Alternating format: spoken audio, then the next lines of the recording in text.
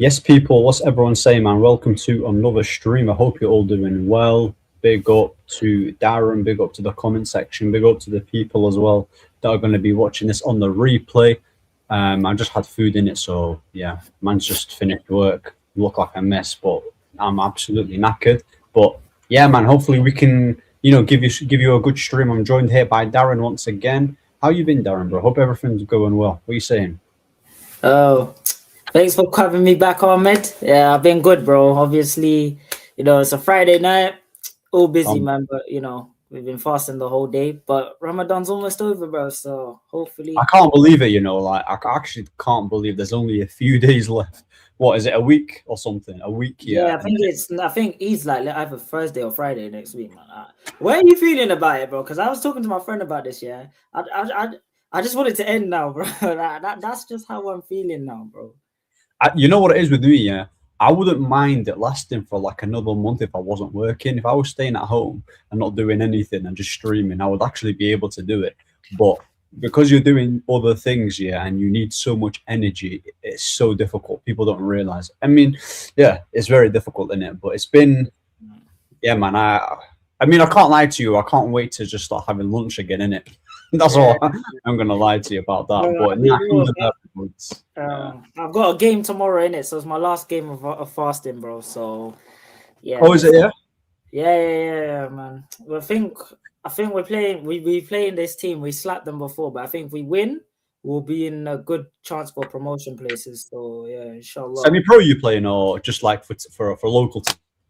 It's like local right now, but the first team. So I play in the reserve team, but the first team is like close to semi-pro. They're like 2 leagues below it. So I'm just doing what I've got to do. Hopefully, that can get pushed up to that first team, innit?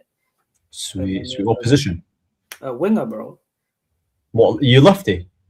Nah, I'm both really, innit? But I'm more right than left. What, man's human son and Dembele? Yeah, come on now, bro. Yeah, man. I hear it. That's sick. I can't lie, I do miss footballing. Last time I played it properly was like what? I'm 26 now, so 8 years ago. Yeah. Okay. Yeah. That's the last time I played, bro. I used to play left back, but I'm not gonna lie to you. If I was to play it right now, I'd be gassed after the first warm up. That's how unfit I am. So my cardio is not good, man. But I will go back to it though. Start getting fit again. And maybe start playing some football. But yeah, man, listen. Yeah, there's actually a lot of things to talk about with United. I'm going to start with the bad thing, innit? I'm going to start with the bad news. I don't know if you've heard. There's 3 people here. Big up, yeah. Big up. De Ligt it looks like this Delit injury is gonna. Yeah, it's not looking good, bro. Yeah, I saw that too. I saw he might be done for the rest of the season. I've made a video about it as well on my page. Yeah. I'll be honest, what was the injury, bro? Because he ain't played since Palace, and that was in November. And the way, like, obviously when Amarim was here at the time, he spoke about it like it was going to be like a couple of games, bro. But the guy hasn't played since November. Yeah, it's a back injury. It's a back injury, bro, and he's been having it for a while, and it's clearly taken a toll. You know, it's going to take longer to recover. It's not something. Even if you do return from a back injury, bro, you're not really going to be the same. So yeah, he's clearly had a back problem. I don't think he'll play again this season. Well, there you go. How old is Delit now? 26. He is 25, 26, but he's been playing at the top game here since 18. I'm pretty sure. Yeah, I was about to say, because I remember like 16. Like, because how old was he when we played them in the Europa League? Like 17, right? When we played them he was like 19, I think. I think he was 19. Nah, he was 19 when Ajax went to the final, semi-finals, isn't it? So we played them 2 years before. Because I remember they made a big deal about him being Ajax captain as a teenager, innit? So yeah. He was captaining them as a teenager. I don't know the exact age, but he was definitely young. Yeah. So he's been playing football at the top level, because I don't care what anyone says, Eredivisie is still top level. He's been playing top level football for the best part of like 10 years now. Yeah. Because you know what's mad, bro? Like, they're even saying that he's been close to returning from injury on several occasions, but because he's suffered like multiple setbacks and it's like, you know, an aggravated back injury, he's been through quite a tough time. So when you look at the centre backs that we currently have, you've got Delit, who's starting to get injuries, and he's got a serious one right now that he needs to recover from. You've got Lissandro Martinez, who is he's injured as well. Harry Maguire has been picking up, you know, a few injuries here and there, but he's more of a squad guy. I initially said we do not need centre backs because I looked at it on paper and how good they are. You've got Heaven, you've got Lenny Yoro, you've got Delit, you've got Lissandro. I don't really rate Maguire, but he's done a job in it. He's done a job. I don't mind keeping him if he's on a pay card. He don't mind playing 20 games a season. Yeah. So I logically looked at it on paper and I was like, you know what? We don't really need to focus on that area, even though next summer is going to be about midfielders. But I'm not going to lie to you now, because of how things have changed, especially with Delit and Lissandro. I mean, the Lissandro one, it should have been obvious, bro. We know he's susceptible to getting bare injuries. We probably do need another centre back, because we probably do need another centre back. Man, like Yasser, bro, big up, man. Oh, if you're free, Yasser, I can send you the link if you want. But if not, bro, big up. But what are you saying about the centre back partnership? Yeah, it's a shame, because with how Delit's been performing for United, I think he's been solid, bro. Like, he's given us a good 7 out of 10. I mean, barring the Liverpool howler that he had, you know, when he gave the penalty away, but that's pretty much it. I can't really think of Delit stinkers. He's been very consistent, and he's been our best centre back. So Delit for me is like Mazraoui. It's like, they're not going to be exceptional, but what they give you is 7 out of 10, like consistency in it. And I feel like with Delit this season, I'm on record in saying this, bro. I said Delit when people were cussing him at the start of the season. I said Delit's been a top 3 centre back in the league this season, because I genuinely thought he actually was. Absolutely, he was solid when he was playing. He was solid. Like, up until that injury, I think no one could really chat to Delit, because Van Dijk's been all over the place this season. Konate too.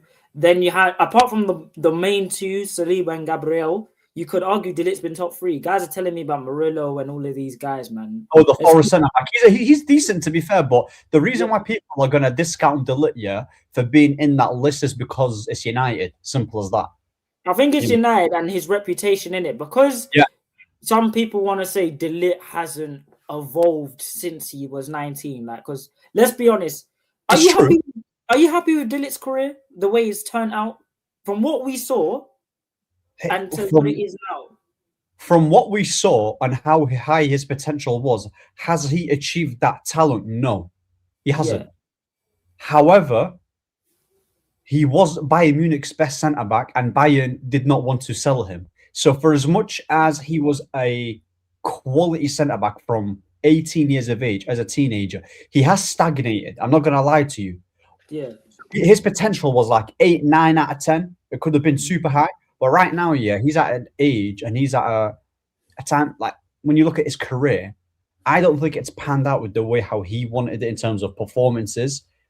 But what he's won a league title, but obviously he's won a league title. Yeah, he's won a league title everywhere he's gone, but here, but he's won a league title. Like trophies wise, he's done his thing. But in terms of how he is as a player and how he's evolved, I don't think he's improved. But for us, I think that's why I say 7 out of 10. I think he's been good for United. That's not the conversation that we're having. The conversation that he's been good for United. I think with De Ligt, yeah, he just made the wrong move. I think because at the time when he was at Ajax, he was supposed to go Barcelona.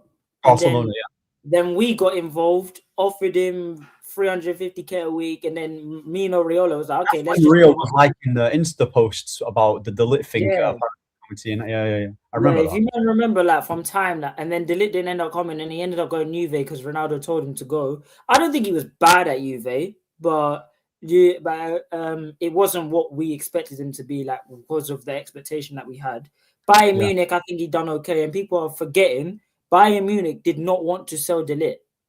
They did not want to sell him, but he wanted to come to United, and we bought him. And yeah, I don't think he's been that bad for United. I think because we finished 15th last season, they want to put that down to him. But I remember the game against Arsenal in the FA Cup, the Liverpool game, apart from the handball, he's been consistent for us, especially this season.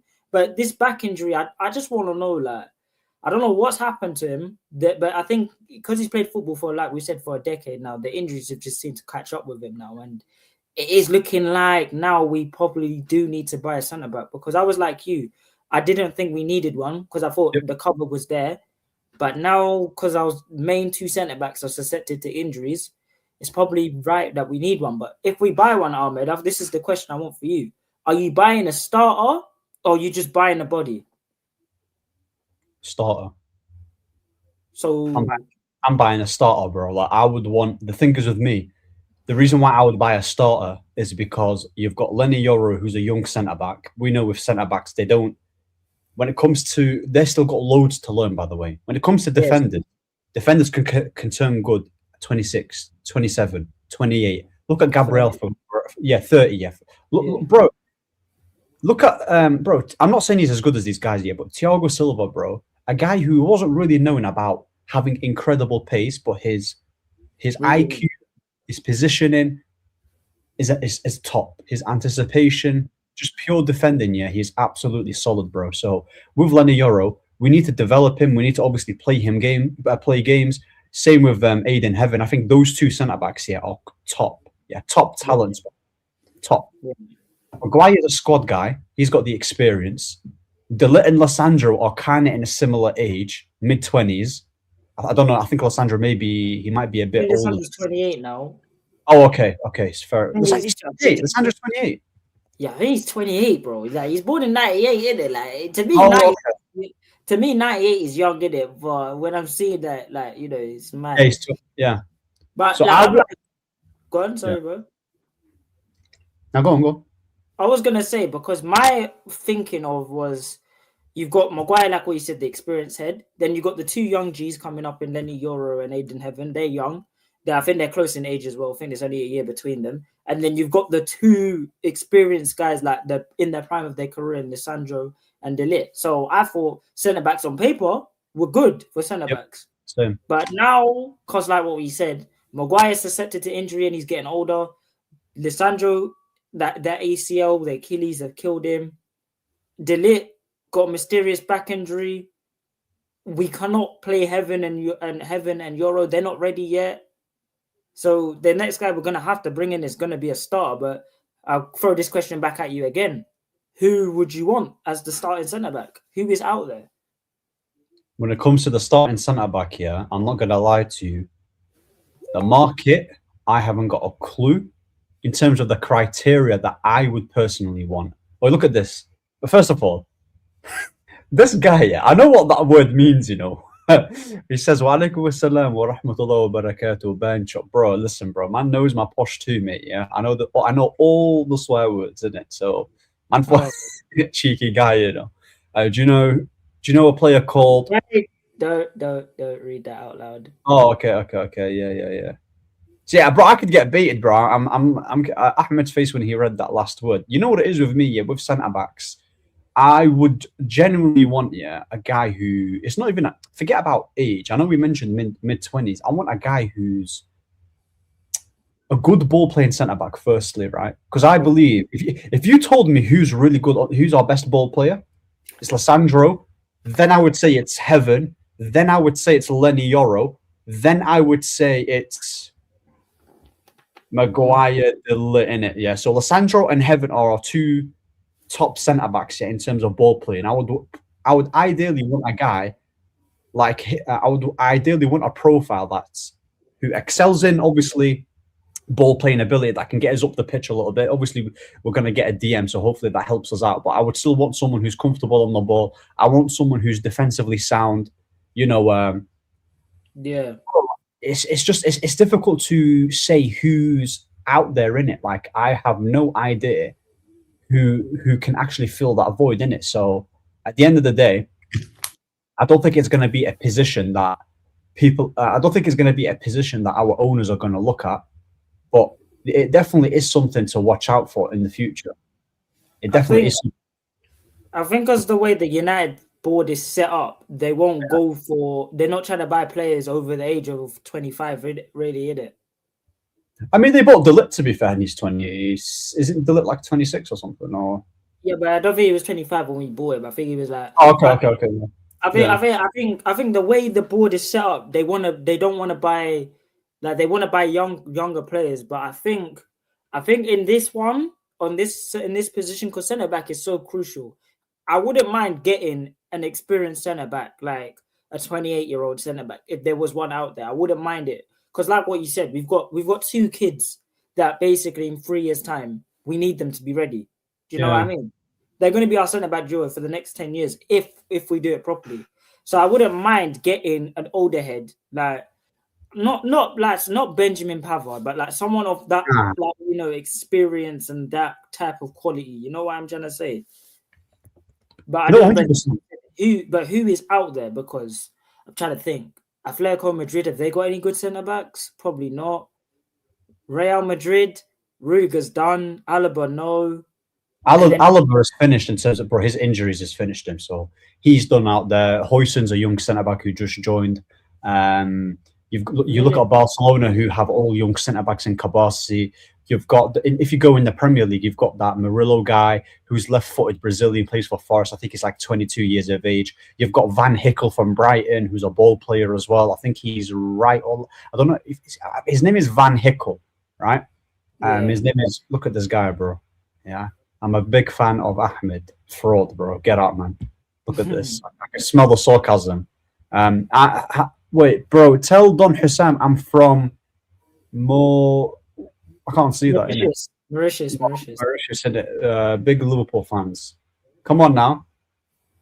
Van Heck. That's his name, bro. Yeah, 100%. That's the guy that, bro. Same thing, innit? Yeah?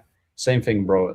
Haircut is not going to happen in about 4 months. He's not getting one until United go 5 undefeated.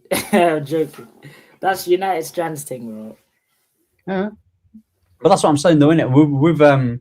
With defenders, bro. I'll be so real with you. Yeah? I think the best place to try and buy defenders is probably in the French league. That's what I would say. Would you go for Van de Ven for the right price? What's the right price? Let's say Tottenham get relegated. What's a fair price? What's the right price? Slap 50 on him. I'll take him for 50. People say that he's a pace merchant, but I'll be real with you, bro. It's handy to have in a team. It's very handy. I guess so, but again, he's also susceptible to injuries too, innit? I don't know his injury record. I know, like last season or the season before, he had really bad injuries. Like I remember his first season, he had a lot of bad injuries, like hamstring related. You see, with me, I'm gonna be consistent in it. I'm not gonna change my opinion because obviously I'm here with you. With Van de Ven, I don't think he's all that. I think the fact that he's a very good recovery defender, but I think he gets away with him being suspect because he's got recovery pace. Do you know what I mean? But that's kind of similar with what's mad, yeah? I don't think Van der Ven is an elite level centre back, but I do think he can become good. And for as much as he is heavily reliant on his pace, well, you can say the same thing with Kyle Walker. Yeah, he wasn't really particularly that great going forward. His passing wasn't really good, but I'll tell you what, yeah, against the likes of the Vinnies, the Manes, the Neymars, yeah, bro, he came in handy. I know Mane, what's it called? Is a difficult winger to come across, same as Neymar, same as Mbappe, same as Vinny. So that's why I said, yeah, for the right price. For the right price, I'd take him for the right price. At least Ahmed doesn't have a picture of his gun from his channel, his avatar. Look at this guy, bro. Ahmed, which centre back do you want to sign? Yeah, we're just pretty much discussing about that when it comes to centre backs. You said Mickey van der Ven has poor injuries, yeah. Well, this season he's only been out for 7 days. Last season he got he got 2 hamstring injuries. One which kept him out for 51 days, and then there's another one that kept him out for 40 days. So he missed a lot. Yeah, his injury record ain't great. And you know what? After looking at it, it's probably not wise to go get a centre back like him because you know how you mentioned about his pace, because he's so quick, he's probably more likely to even get an injury. Because if he does something that was rapid, quick movement, he might do something to his hamstring. Do you get it?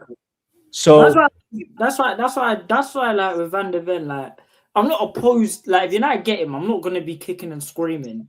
But it's like what you said. If let's say 30 million or 40 million, you signed him. I'm not exactly good. No, I wouldn't take Romero. I wouldn't be opposed. Well, you take Romero? No, I wouldn't. No, I wouldn't. Yeah, but if it's for a fair price, I don't mind. I wouldn't mind Van der Ven, but he wouldn't be my first choice. I don't think. I feel like that guy screams like Liverpool. You know, I feel like Liverpool might get him. Who? Van der Ven? Yeah, I feel like he's more suited to a Liverpool team where he's got Virgil and he's got like I feel like that might help him at Liverpool win it because he doesn't have to be the main centre back at Liverpool. I feel like if he comes to Manchester United, the pressure of him playing for United and he has to be the main centre back, I don't think he's ready for that yet. Personally, no, 100%. No, I do get that in it. But you know what's like again the centre back market. They're all mainly like youngsters in it. Like Liverpool brought a guy from I don't know what his name is, but from France. I know Xhaka. Him, yeah, youngster. You know, Van der Ven is. I don't know how old Van der Ven is. He's like 24, 25? 24, yeah. So finding a guy who's, 26, 27, all I can think of is Bastoni in it. And again, he's not going to... I don't see him leaving Inter. Bro. Like, that's the only guy. He would thrive in the Premier League too, bro, because Bastoni's been in the back 3 for ages now, bro. I feel like put him in a 2, he might be different. Is that when people say we should go for DeMarco? But we've seen DeMarco as a left wing back, not as a left back. Yeah, he's more left wing back, isn't it? Yeah.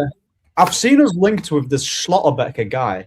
I'm not going to lie. I've not really seen that much of him. I don't watch Dortmund week in, week out. So I don't know how true... I don't know how true that source is. I don't know how with the news coming out saying that Schlotterbeck is being looked at. I don't know, man. I think that's agent. Talk, man, because like I heard about him going Madrid. I've heard him going Bayern, but the guy just happens to stay at Dortmund every single time. I think that just might be his agent just flirting. Maybe watches to get a new contract or something. Yeah, maybe. Who knows? Bastoni's going Barca, but I'll be real in it. Yeah, I don't think Barca have the funds there to be, because Inter will not sell their best centre back to Barcelona, and if they were, they're going to be asking for a lot of money because they are in dire of need of getting a centre back, and they won't sell him for cheap. Do you get it? And the thing is, Barcelona, we're giving them Rashford for 30 million, which I think is more than fair. And yet Barcelona is still trying to find, they're trying to, do a short change thing. They're trying to do 10 million across 3 years and stuff like that. Yeah. So Yeah, I'm not gonna lie to you, bro. I would actually just test the water, and we was interested with that Tau guy, innit? That Newcastle centre back. I don't know if you were yes, him. the German centre back. I don't Milik. know how. Yeah. But I'm not gonna lie. I think Van Heck is a good centre back, and I think he's decent. How old is Van Heck? 25. He's Dutch, innit? I don't mind. Do you know what it is? Obviously, I haven't seen much of him, but I'll be honest with you. I don't mind signing players if it's for a fair fee and stuff like that. Like, it's the problem with this year, because if it was like Ed Woodward or John Mercer United, these Van Hecks, Tau, all of these guys, they'll say 80, and knowing us, we would have paid it. But I think under this new like World Cup structure and stuff, we're not getting bumps no That's more. why we never bought money for Brantford, because they were asking for ridiculous money. Do you remember? Yeah, 75 million, isn't it? Yeah, absolutely. What's Brantford doing now? Some say, talking about Brantford though, would you take him if it's the price is fair? Did you want him at the time? Between him and De Ligt, I think I was favouring De Ligt. I'm pretty sure I was favouring De Ligt. I think I was favouring De Ligt too, because it's De Ligt. Yeah. I wasn't on board with the amount of money that we was gonna. I wasn't really on board with how much they were willing to sell Brantford to us, innit? I wasn't really on board with that. It was like 75 million pounds or something like. Yeah, yeah, bro. Like, nah. Not he's a lefty. He's a lefty though. But... He's left. Yeah, he's obviously left-footed and he's tall, isn't it? The Murillo guy for Nottingham Forest, he is a. You would take Bremer. He's also a good centre back. I think Murillo is actually. I thought he was a lot taller. To be fair, I think it's like. I mean, he's taller than Lissandro, but he's like 5'11" for a centre back. He's left-footed. He's a very powerful centre back, and he carries the ball really well. I think defensively he looks decent, but again with Forest, yeah, they don't really play with that huge high line in it, and we need to actually see how. You know how he plays. Can he move like that? Or is he stiff? Nah, he's not stiff. I don't think he's stiff. Murillo's he just looks at it. Yeah, Murillo was basically like Lissandro Martinez, but stockier. Okay. He's just a stockier version of Lissandro Martinez, isn't it? So you can tell that guy used to be a midfielder, bro. Like the way how he was moving, he can carry the ball really well. I think he's good on the ball, strong. He's not the tallest. I think you'd probably need to play like a Lenny Yoro next to him, you know, to complement, because Lenny Yoro is he's more of your sweeper, isn't it? He's more of your sweeper, and Heaven's your ball player, and you've got De Ligt, who's the aggressor, and you've got Lissandro, who's the ball player. So I would love to have a guy, I'm tired of these Ajax players, bro. Hey. Wait, who's the Ajax player? What? De Ligt, Mazraoui, all of these guys, man. Do you know what it is, though? Whilst you're going on that, I saw a clip of Murillo, I think it was in the Europa League, where he got the ball and he was just dancing through like a couple of players, in it, and I think the shot went wide or something. But I'm thinking... Huh? Yeah, he done the Kurt Zuma thing. Yeah, he done the Kurt Zuma thing, man. I wouldn't mind having these Murillo, man, but let me pass this question on to the people that are in the chat, or for the people that are going to follow back here. Who is the centre back do you reckon Manchester United should go for? Like, would you go for an experienced one? Would you go for a young one? Or would you just go for a stopgap? Now, which centre back do you think Manchester United need? Because, that's a good question. And also, I think because with the midfield being looked at, right, and with Lenny Yoro and Heaven being the two young centre backs, for as much as we do need a guy who's an all-rounder, experienced, solid, that can help out Lenny Yoro, that can help out Aiden Heaven. I want to see more games of Lenny Yoro playing as a right-sided centre back, because I do think he's quality, bro. For as much as people talk about development, you still need to play these guys in order to develop. You don't just let them on. You don't just like rot them on the bench or play them when they're only playing well. So just keep playing them games. Just give him a really, really good centre back that he can learn from. That's what we need. Yeah, because when Ramos was up, bro, remember, look at Ramos. Yeah, Varane was his sweeper. Bro, that was his sweeper. Ramos was the better ball player. Varane wasn't really that good on the ball, but he was sweeping. Defensively, he was sound. He was anticipating really well. He was strong. You know, but that's what I'm saying. That's what we do need. Exactly. We need a Rudiger type centre back. We need that. We need. I think we need a ball player and who's also a no nonsense centre back. It's like we need to fuse De Ligt and Lissandro together. That's what we need. Yeah, I know what you mean. I know what you mean, and I know someone asked about Bremer, but I think didn't Bremer do his ACL like 3 years ago, and he's been picking up mad injuries. Is that the Brazilian centre back? Yeah, Juve. Okay, bro. Listen, bro. I don't know. Yeah, he's another one. 28 years of age. I don't know what his injury record is saying. Let me just type in. He done his ACL like 2 years ago, 3 years ago, and like, you know, I don't know what his injury record's been like, but I don't know if he's been fit since then. But I know like he had a couple like niggling injuries here and there, man. And I think that's the risk you have to take with players when they get ACL injuries. Yeah, cruciate ligament tear. 24-25 season. He was out for 266 days. Oh, so that was only last season? Yeah, that was last season. Okay. So what's his injury record been like since? It's been decent. It's not been too bad. No. I would honestly just, honestly speaking, yeah, I think I'm going to watch Brighton a lot more often because Brighton are a really good team to watch. You know, they're good on the ball. Obviously, it plays Van Heck's strengths. I'm going to watch more games. I think with Van Heck, he's been at Brighton for 4 years now. I know with them, yeah, they recruit really well, and they're probably going to sell him for a lot of money. I think going for a guy like a Van Heck, yeah, can be decent. Let me check if he's actually left or right-footed, Van Heck. I'm not sure. Whilst you're doing that, I'm going through the games that are happening tomorrow and seeing if there's any centre backs we can like recruit. Yeah, because obviously Sunderland are playing Brighton tomorrow, and I know Sunderland they've got a decent set of players in their team.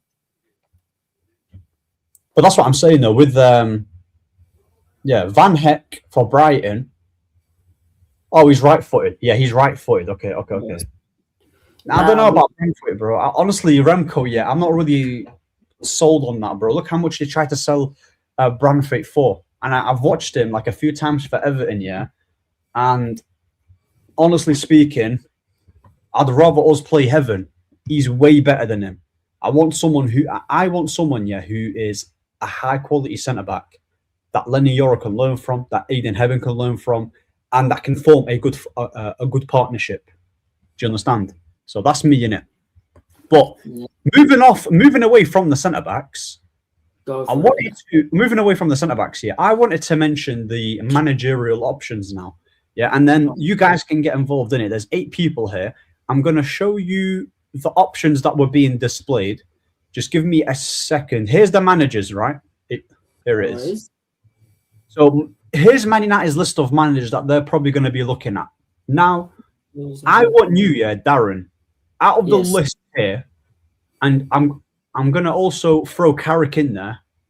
Rank it 1, 2, 3, 4, 5. Okay, let's say 6. Rank it from 1 to 6, and let me know, people, that who do you lot want out of this list here, including Carrick? Okay, so what's the context? Is it like are United in the Champions League or we outside? So United have Champions League football. They've secured top 4, sorry. And then it's Carrick's done his job. Would you keep Carrick? Would you give it to these guys? You've got Glasner, who's won a Europa League with Frankfurt. He's won an FA Cup with Palace. So in cup games, he's proven he can do it. But do we really want another back three manager? How is he going to perform when teams aren't really going to give him that much space? Unai Emery, been there, done it. Europa Leagues he's won. He's beat us to a final. He's transformed Aston Villa. I know they're not playing well right now. You've got Iraola. I'm not on board with this Iraola guy at all. I've never been on board with him. I think he stinks of Tottenham. All right, cool. I'll do the list then. So if the context is United, we've got Champions League. I think I will lean to Carrick as 1, but it could either go 1 or 2. Then De Zerbi, But again, you could argue both of them for 1 or 2. Then Nagelsmann, Emery, Glasner, and Iriola. I think that will be my order. All right, okay. So Carrick is number 1 for you. If we get Champions League, right, and the players are happy, and obviously we've both played football before. I think if the players are happy with Carrick, you want a happy with camp. I think we should keep Carrick personally because he's deserved it. But the only thing I have with keeping Carrick is that comfortability. How would the players respond now if they know Carrick's staying? Will it be another Ollie? Will it be another like Ranić? Will it be that situation? I don't know. I don't know. But if we're doing it on merit and Carrick deserves to keep his job, then yeah, why not? But we have to get Champions League if Carrick wants to keep that job. You know what's funny though with Julian Nagelsmann? Yeah, did he not get knocked out in the Champions League in the quarters against Unai Emery, or am I bugging out? Someone fact check that. I believe he was the manager when City won the treble. He did get knocked out. Was it him or he was gone by then and Tuchel came over, didn't he? Or no, but Bayern Munich played in the Champions League against Villarreal. I think Unai Emery knocked him out. Did he not knock him out? No, was it not Hansi Flick? No, that wasn't Hansi Flick. Flick was gone, innit? Yeah, Flick wasn't there. It might have been him then. It might have been him. I think it was, But the only reason why, let me fact check. I'll fact check that. But the reason why I don't want Nagelsmann, because I feel like he couldn't handle the pressure at Bayern Munich. I saw the reports at Bayern Munich because he was younger than the players. I feel like with him, I feel like will he have the respect at Manchester United? I don't think he will. Yeah. I hear that, yeah, but the thing is, Tuchel reached a Champions League final against Hansi Flick in 2020, and in 2021, they got knocked out by PSG in the quarters, and the manager then was Hansi Flick. Poch actually knocked him out. Poch knocked out Hansi Flick in the quarters. Bayern played Lazio, they won 6-2, and then they played PSG, and then they beat them. And then I think, PSG lost 4-1 or something against Man City.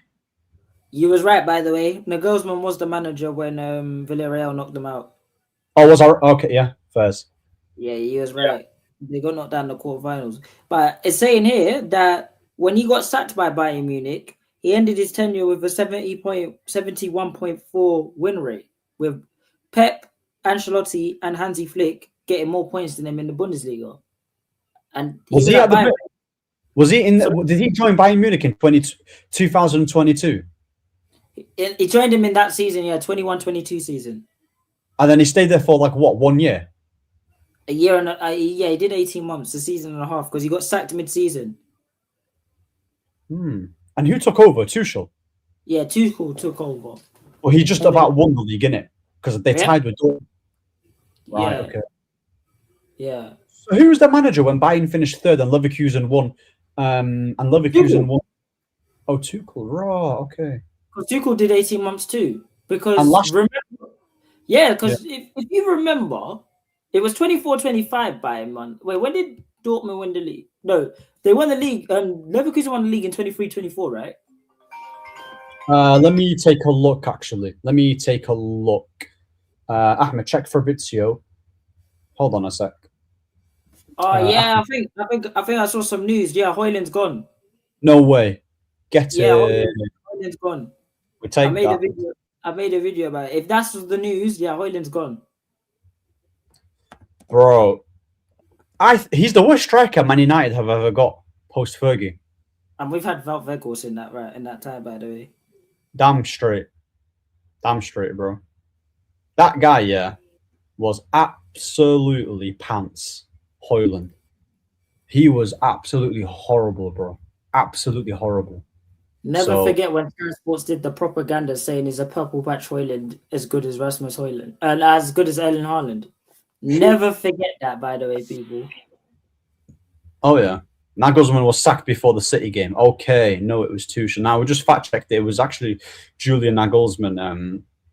But you know what it is with Nagelsmann? Yeah, he's a young manager, but he's actually got experience in managing big teams. He's managed Bayern. He's managing the German international team. He was at Leipzig. I mean, I'm not saying they're a big team, but like he started off at Leipzig. He was the manager when Leipzig got to the semi-finals. Yeah, yeah. I think he was. Yeah. Did Leipzig go semi-finals against PSG? In lockdown. I like Nagelsmann a lot. I think it was, I think it was.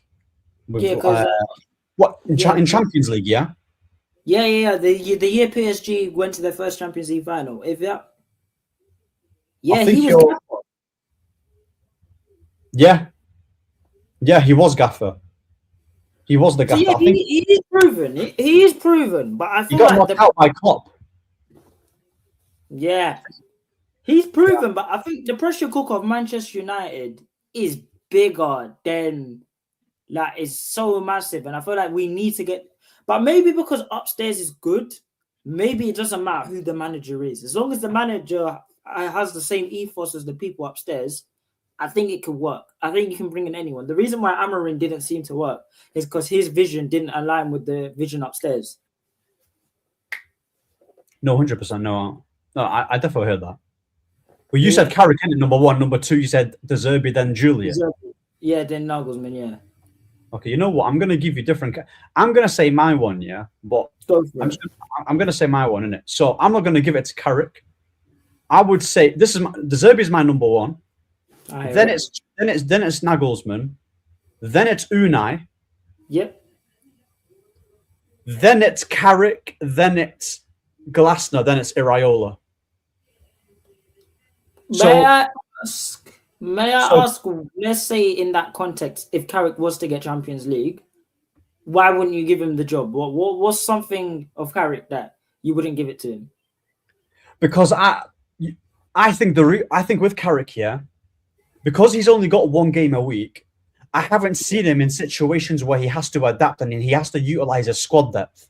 So you're going to be facing different teams, and I don't know whether teams are going to figure him out. He plays quite compact and he hits them on the counter attack. We can play some decent football. We can create chances. Don't get me wrong. We do play better football, yeah, with Carrick than we did with Ollie, I believe, right? Because we look much better off the ball. So with Carrick, I don't know how adaptable he is. I don't know how well he can utilize his squad depth. I don't know. Maybe he's just a bit too simple, if that makes sense, which could be a good thing because overcomplicating things has shown to be a negative with managers. So with me, it's like finding the right balance. Do you get it? Yeah. I don't think with Carrick. I think Carrick is the perfect guy to where he's the perfect guy to take over in terms of where we are. Like he's the perfect guy for that. Whether he can take, I think his ceiling with Man United is top 4, top 5. I think that's his ceiling. Do you understand? Now, people say, but why give it to the Zirkzee? It's been short term with Brighton and it's been short term with Marseille, but the potential with the Zirkzee is higher. Do you get it? I would rather. Zirkzee, he overachieved at Brighton, and I know Marseille are an elite club, but Marseille were going down when he came in. They were 8th when he joined them, and he overachieved. What was it, 2nd? And had them in the title race. He finished 65 points, and then PSG just ran away with it because that PSG team was unreal. Like they was never going to win a title against that PSG team. Do you get it? That PSG team. Yeah. So he got them 8th to 2nd, and the reason why I'd give it to the Zirkzee over Carrick is because 1, I've seen him managing the Prem longer. 2, I've seen him actually improve players and make them play really well. Yeah. I've seen him adapt. I've seen him play a particular style that works in the Premier League with good quality. I've seen him not have the best of quality and still make it work. Cool. Is he hot-headed? Is his man management a question mark? Possibly. Yeah, possibly. But again, with Carrick, he might have the man management side, but how good is he tactically? He's done so far. He's done amazing. He's done amazing. Credit to him, innit? I'm not gonna lie to you. A guy who got sacked at Middlesbrough, someone who's not really touted highly, he's done really, really, really well. Do you understand? And I think he done well at Middlesbrough. He had them in the playoffs, right? If I'm not mistaken. Playoffs, playoffs, And then they sold at Pom. I think they sold his best players, and then obviously Carrick was like, yeah. Then he got sacked. Yeah. I don't really want a manager that's just like learning on the job, though, innit? Yeah, like cool. Every manager, even if they're experienced, they're still going to be learning. You know, new players, new environment. They're going to learn, but I just think with Carrick, it's what's the nothing against him, innit, bro. I love that guy. I love him as a player, and I don't want it to be. I don't want it to turn into like a when things are going bad, and then you don't want the class of '92. Well, maybe they won't protect him. Bro, man's not trying to cuss out Carrick, bro. I'm very I'm very opinionated with managers, bro. If I'm not gonna lie, like for what he showed me, I think he's the type of manager to get you top 5 and possibly maybe win you a Carabao. But I think top 5 is his ceiling, innit? Obviously, we're going to improve the squad depth. I don't know if he's a title-winning manager. I don't think any of those guys are title-winning managers with the players that we've got right now. So it's not really fair to, hold that against Carrick. But if they give it to Carrick, I'm not going to be absolutely rattled. But I don't agree with the decision. But I'm like, you know what? Give him the midfielders. Don't give him like a 3-year contract. So just give him like a 1 year.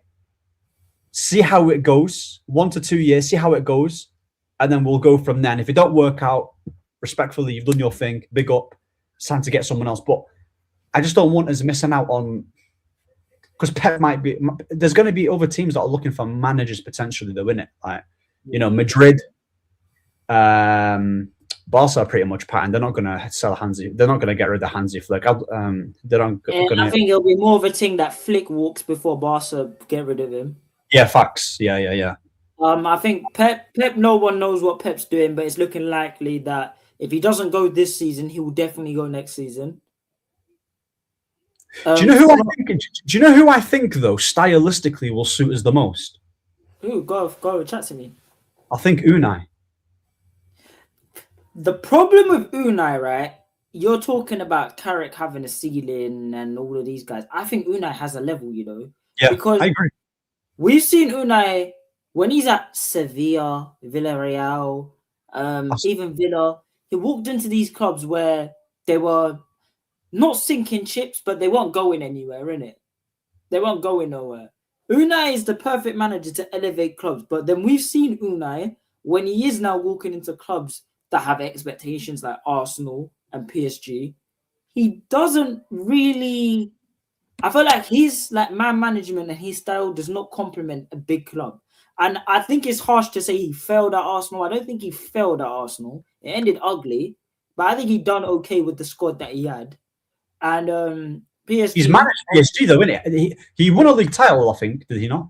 Yeah, but obviously people kill him because obviously his first season was the Mbappe Monaco team, and the way they collapsed and then they collapsed in the Champions League. Because he was the manager that when they beat them for Barcelona 4-0, he was the manager that was that quote-unquote bottle when Barcelona did the remontada. But if we're being honest, that remontada was a bit fortunate. Like, it was good, but it was a lot of luck in that remontada. Oh, yeah. But I feel like with Unai, he has a ceiling. He has a ceiling. And I think his problem as well is that he's very stubborn.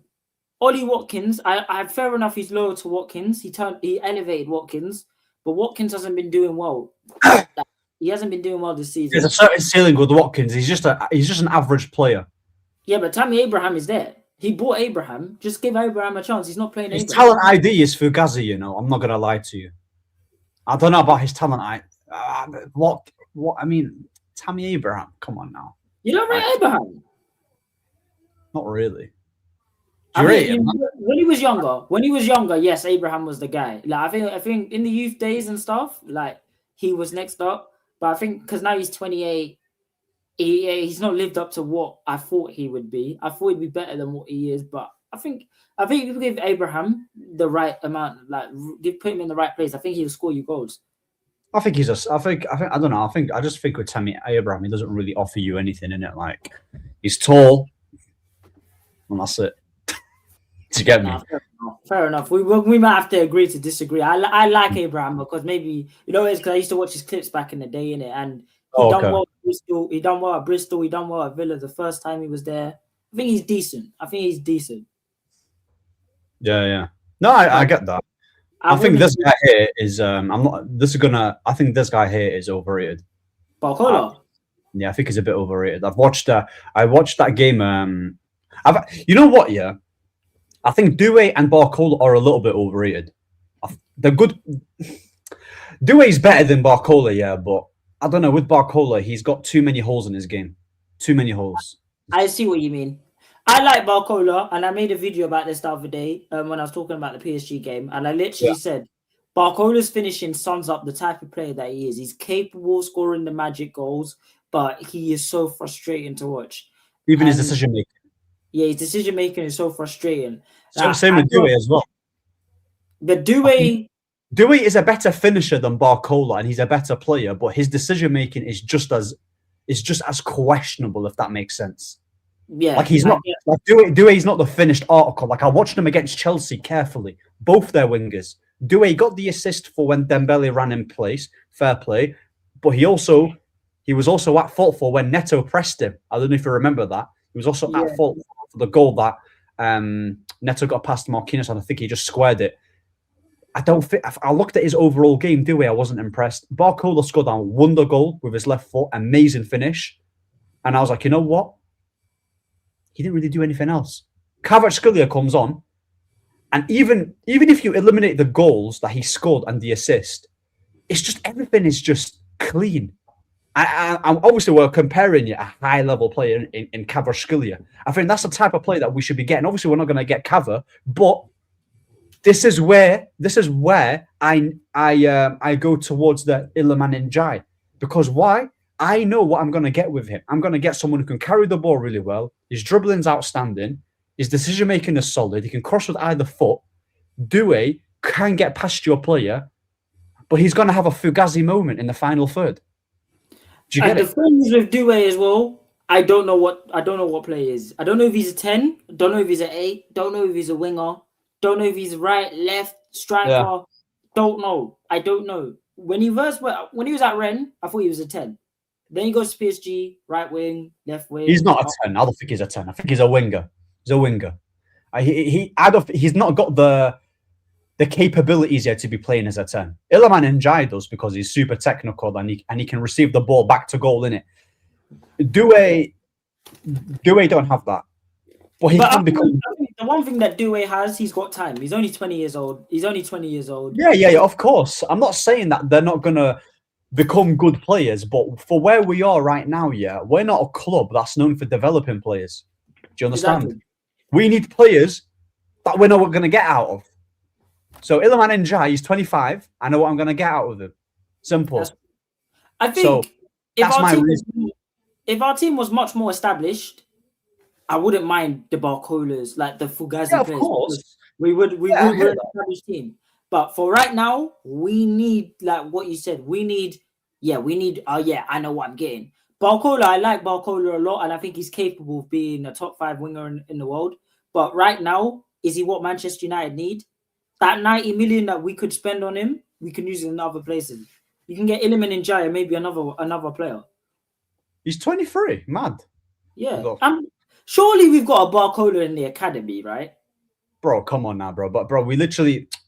I'm not gonna lie to you, bro. Like Rashford, when he broke through, you can arguably say that he was a better talent than Barcola. And I don't even rate Rashford highly. Do you understand? But I'm just talking about Rashford when he came through in the youth. Yeah. I don't want Diamonde. I'm gonna be honest. I don't want Diamonde. I've not seen him play, bro. And these wingers are gonna cost a lot of money, and we're not the club to nurture them in it like that. And I've watched Diamonde. He looks like a player that's going to thrive when they're spacing behind. I need someone who's got this. I need someone who's got IQ. I need a similar player like Ahmad, who's got good decision making. He can dribble, good touch on him, unpredictable, and that's it, man. Like that's me personally. That's me. The thing is, I wouldn't mind Diamonde, but it's like again with Barcola. Is he what we need right now? No. And I think, guys. Yeah. We're not playing Football Manager. This isn't career mode. yes, these guys are highly rated. They've got high potential, but let's be honest. Let's live in the real world for a minute. Right now, Yeah, Manchester United, we need stability. We don't need yeah, a rack. We don't need a rack. We need players that are gonna come in that we know we can get 7 out of 10. We know what we're getting with them. 100%. That's why with Rashford, yeah, like that guy just frustrated the life out of me, bro. Like the guy would score a screamer from 25 yards, and in the same game he'll run into 7 players. Listen, It's just annoying me. I don't have patience for those type of players anymore. I really don't. I really don't. But he is technical, Ahmed. Yeah, you like this player. Who? I think he's talking about Diamande. Is Monday technical? I don't know if he's technical. I'll need to watch more of him. I think you know what it is. I think Ahmed, you know what it is. I think you're through. I think the word technical. I know what you're saying. I think you're using it wrong. I think with him, because where Diamande is an athlete and he's got ability, but he will use his athletic attributes more than his technical ability. And I feel like that's what I think. That's why people think that Diamande is not as technical as what we tried to give him credit for. Do you think Doku's technical? Doku's not technical, but I say he's got flair. Yeah, I don't think he's got either, to be fair. But he is a player that's... I think Flair is someone who, I don't know, Flair's like Neymar though, isn't it? Yeah, who's got flair. That type of player. Did you think Doku don't excite you? Doku doesn't excite you? Maybe off the bench. I don't know, man. I feel like you see Doku, yeah. I think Doku's cold, you know. Don't get twisted. End product is very questionable. It is questionable. It is questionable. He needs to do better. But I like Doku, man. I feel like with him, because I've been watching him since the Euros 2021 when he came on against Italy. I think he was like 18 or 17. And I saw him come off the bench and he just absolutely just ruined that defense, the Italian defense. And I was thinking, who is this kid? I think Doku is just like the type of player Doku is. If you just embrace him for what he is, you enjoy him, but he just definitely needs to improve his end product. I think he's a squad player. Yeah. I think he could be a decent player to have in the squad, you know, against tight defense. Do you understand? Yeah, I mean, I don't think that's fair. That's fair. Yeah. I agree. So this now we're talking, but unfortunately he's injured. This is my type of winger, Rodrigo. But he's never going to come to United, and he's not going to leave Madrid. And after that injury, he's pretty much cooked now. I think Rodrigo, had world class talent. That guy, bro, he's so good, so good. Don't know why he's wasting his time at Madrid just to play second fiddle to.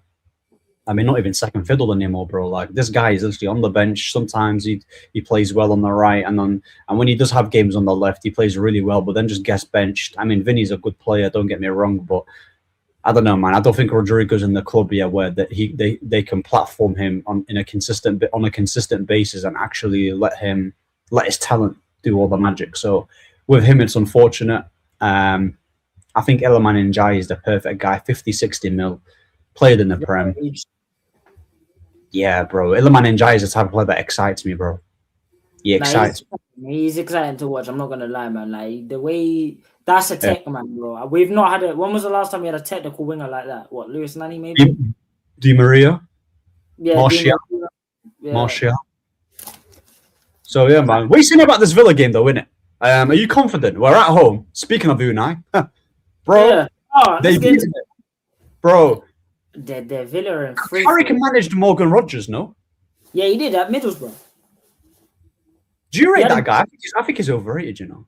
I think he was overrated when they tried to say he was better than Cole Palmer. I think he's a very good player, but I don't think he's Cole Palmer level.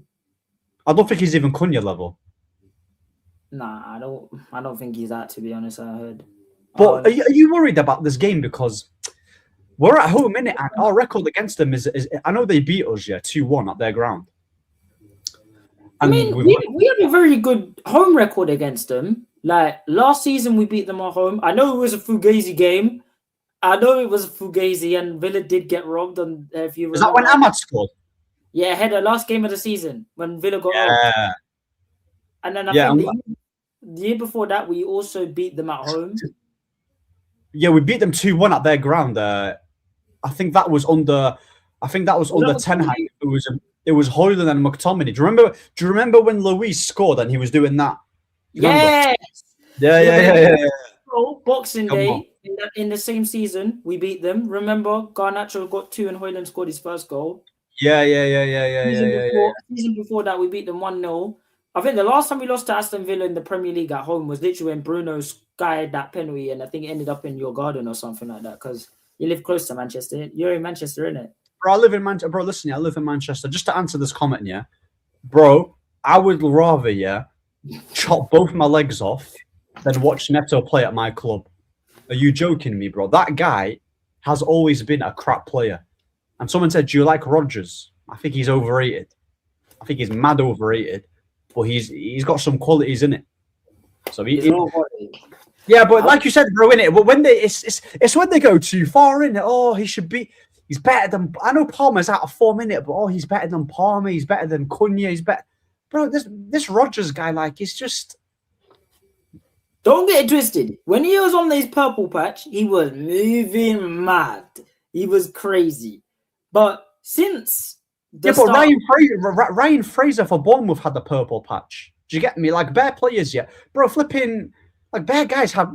Pookie had a purple patch. Like, there's bare guys that have a purple patch. Patrick Bamford got 18 goals in it. So my fingers of Rodgers. I'm not saying he's a crap player, but with how people gas him up, you would think he's some world-class elite level player, but he ain't all that. Honestly speaking, I wouldn't take him at United. I swear to you, I wouldn't take him at United. Even for a fair price. Bro, the fair price to them is probably going to be like 60 or 70 mil. Why would I spend that much on a player that stylistically is a worse version of Cunha, and they're both going to operate the same space on the left in the 10? It's stupid money. Yeah, no chance, bro. Because, like, for me, I want Cunha to eventually play in that number 10 position when Bruno leaves, and having a guy like Rodgers on the left, no thanks, and just get me an Iliman Ndiaye on the left who can do that role. Yeah, because he's got the IQ, he's got the dribbling, and he's techie, bro. I love my aesthetics. Yeah, I love my aesthetics. So, like, bro, with Aston Villa, I'm not, bro. There's 50 people here. I'm not worried about Villa, mate. Yeah, you can clip it. I'm not worried. I'll be honest, Ahmed. Yeah, let me be real with you. Yeah, I think as well, some of these players, do you just feel like they're just best at their level? Like, do you think Rodgers is at his level? No, he can't go up a level. That's his level. Actually, but you know, I think Aston Villa is his ceiling. I don't think he's not PSG type player. He ain't Barca type player. I mean, listen, I'll be real, innit? Yeah, if Jude Bellingham can scam his way to Madrid, then anyone can. Do you get me? So it depends what. It depends. If my boys come and see this, they're gonna kill me. They're gonna be like, "Why are you letting Ahmed talk about Bellingham like that, man? No, you didn't say anything." Listen, I don't think he's the type of player where if he was to join Chelsea or Man United, that he's gonna rip up trees. Like, cool, he scored 2 bangers against us, but bro, like, what's that Newcastle player that scored the banger against us? The Brazilian guy who whipped it with his left foot. What Brazilian guy now? I don't know what his name is, but the point is, he played against Barca and he was dog crap. Yeah, there's bad people that scored bangers. Do you remember the goal Varela, where he scored that banger against De Gea? Yeah, I think so. Yeah. Come on, bro. There's bad guys that do sick against. Valerie. Valerie, not Varela. See, bro, come on. Varela was the right back that we had. Yeah. Oh yeah. That was on the LVG. Yeah. I know about Jan Valerie, and at the time, people were talking about Jan Valerie like he was like he's the next up. Hey, what's he doing now, bro? Hey, what's he doing now? Bro, I think he's retired, mate. I haven't got a clue where he's at. He's got to be like mid-20s now, bro. Surely. Nah, I've actually got no idea. Also, remember his goal ghosted against Barca, bro. Who was that goalkeeper that had a mad performance against us in the Europa League? Some African goalkeeper, was it? Oh yes, I know who you're talking about. He played for that team in the. Was that the one where McTominay just banged it in the last minute? Honestly, yeah, bro. I'm not gonna remember. I know who. If it's him, I don't know his name, but I know what you're talking about. If you're talking about, yes, if it's Amadou Onana that you're talking about, Do you rate Amadou Onana? I think I like him, but I think he's got injury problems, and I don't know if he comes to us, he improves us massively. I don't think he improves us massively either.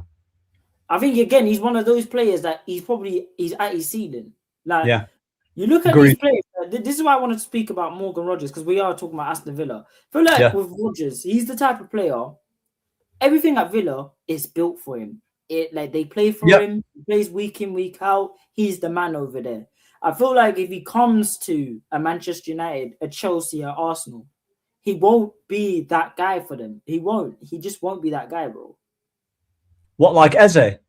Yeah, but Eze had to leave Palace, man. But he had to leave Palace.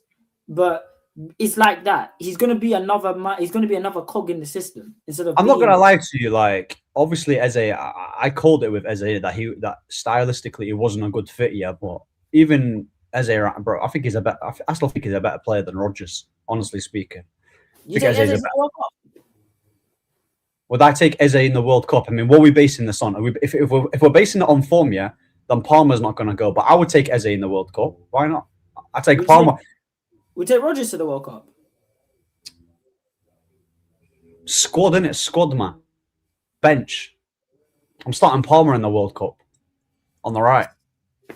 That's what I mean, man. This is kind of tough, you know, because I don't know. I think he's probably going to play. He will play Rashford on the left, but international tournament probably suits him in it.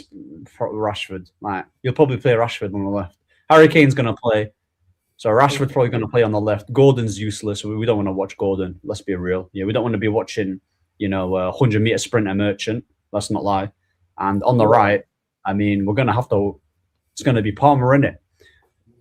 And in the last Euros, he done his thing, Cole Palmer, with the limited game time that he had. But with Villa, yeah, it's like we're both on the same amount of points. We've got more goal difference. I'm pretty sure we've got more goal difference than them. It's actually hilarious how we're joint third. Bro, we're joint third, yeah, and we've got more goal difference than them. I think it's by 6. And one was in the title race, and one was having a bad season.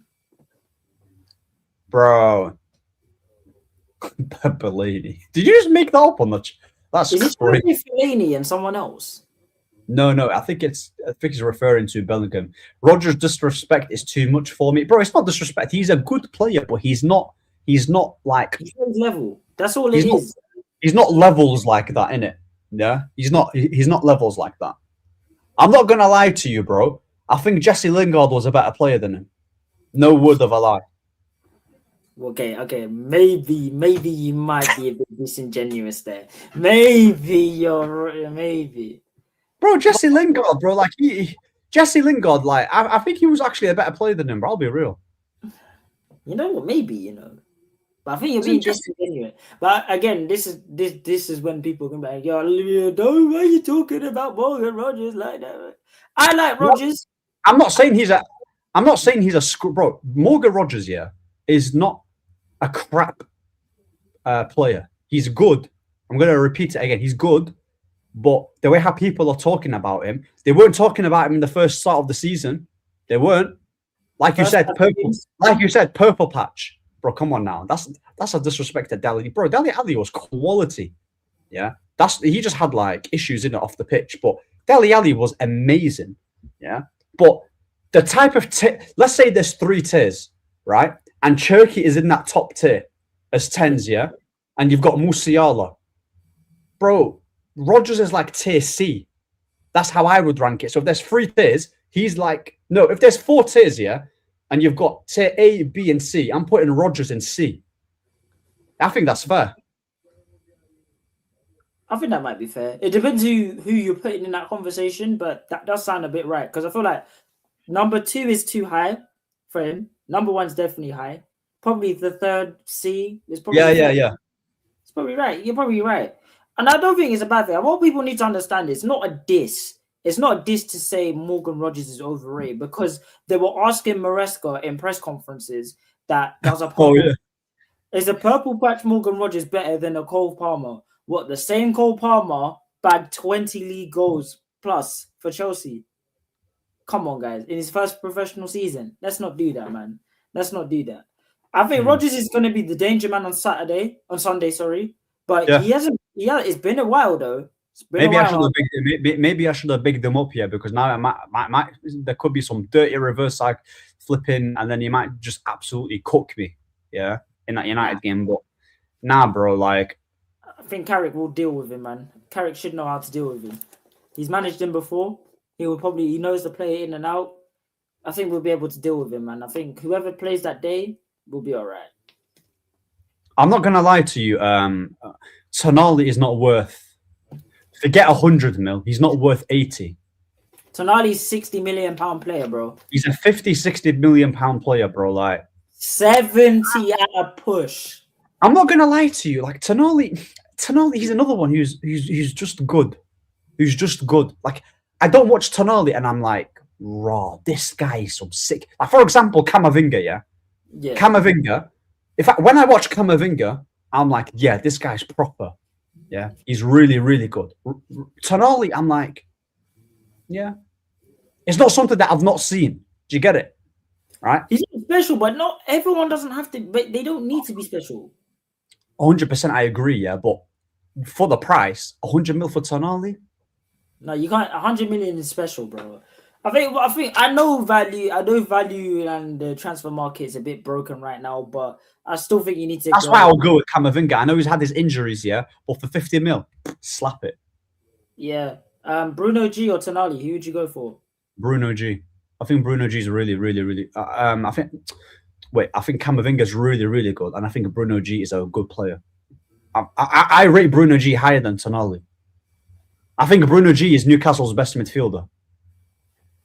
I think, yeah, you're probably right. Tonali's got the CV, but Bruno G's probably the best player. But yeah, I think he's 28 as well. I think for me, the reason why I'd go for Tonali is because he's probably the closest that I can think of that's like Casemiro. Probably better defensively. He can sit deep. He can run. He can sit deep. He's a box crasher and he's physical. That's what Casemiro is. And I think we need, if you want to get someone that's like a profile of Casemiro, maybe Tonali is the guy. Yeah. Please, Joe Linton's a failed striker, man. Let's not do that. Joe Linton, no. Bro. Samba Gallagher, bro.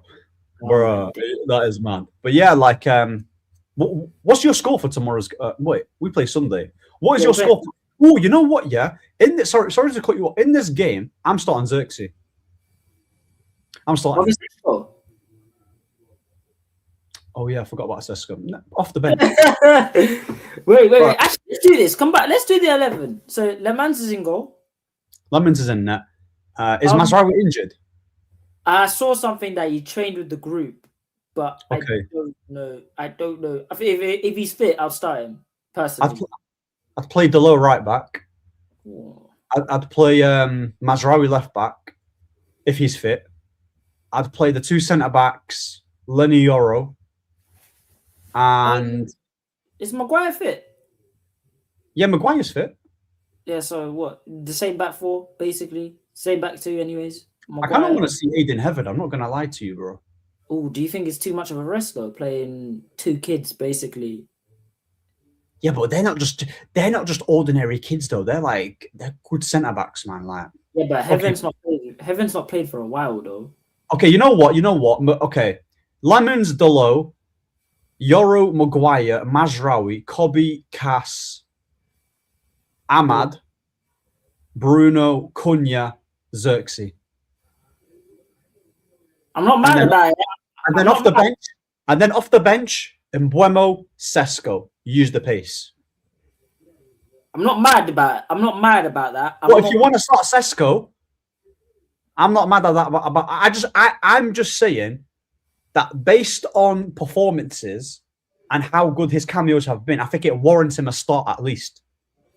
Really, I'm not. Yeah, Sesko's got pace. He's quick. And Mbeumo isn't rapid, but he's got pace. He can run in behind. I'm not mad with the suggestions. I'm really not mad with that suggestion. Who would you change then out of that? What would you change? Do you think he will do an Mbeumo up front? Because Villa might play with the high line. They play with a high line. Might suit Mbeumo up front. Ahmad on the right. You reckon he could do that? Do you think Villa are actually going to play ball against us? Play football? I don't think they will. Yeah, but you think Emery's gonna? How do you reckon Villa will approach the game? I think they're gonna. I think they're gonna give us all. I think they're gonna give us the ball and they're gonna counter us.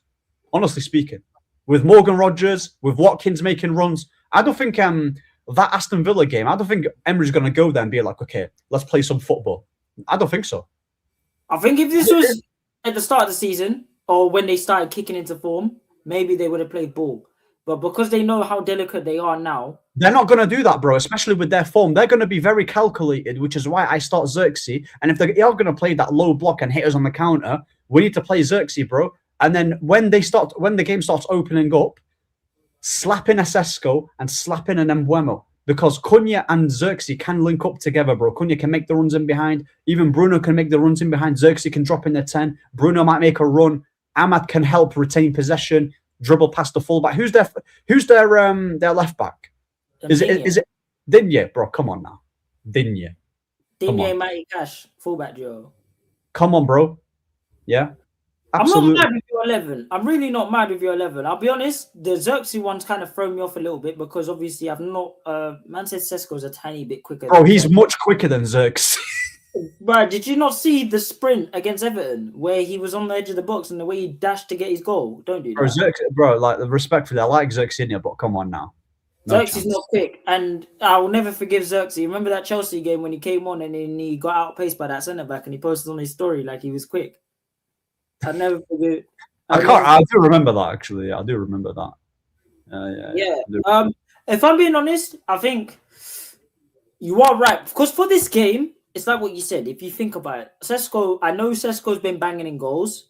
And I even though it would be very harsh to take him out of the 11 because the one time he doesn't play, we lose.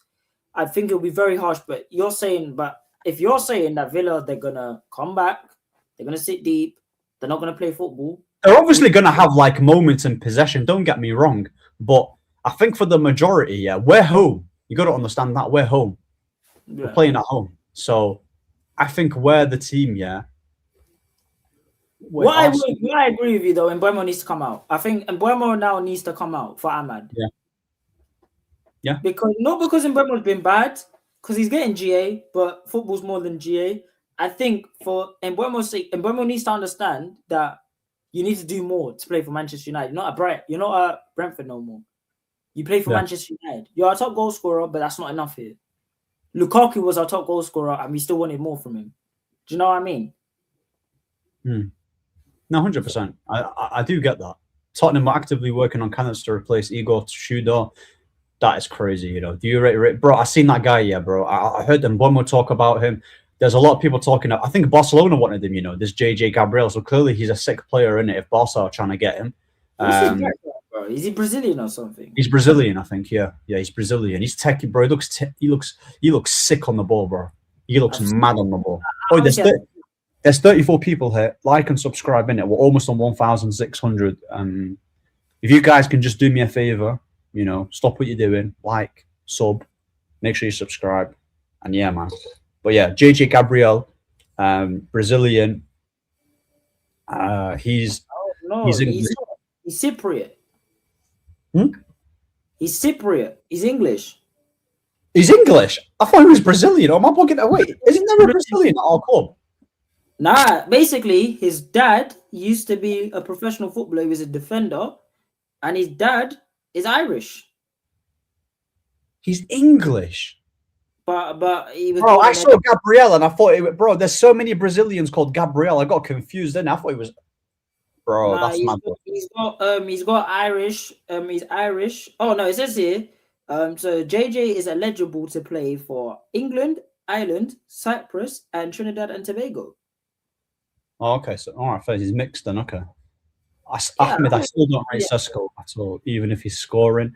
What would you rate Sesko out of 10, Ramco? What would you?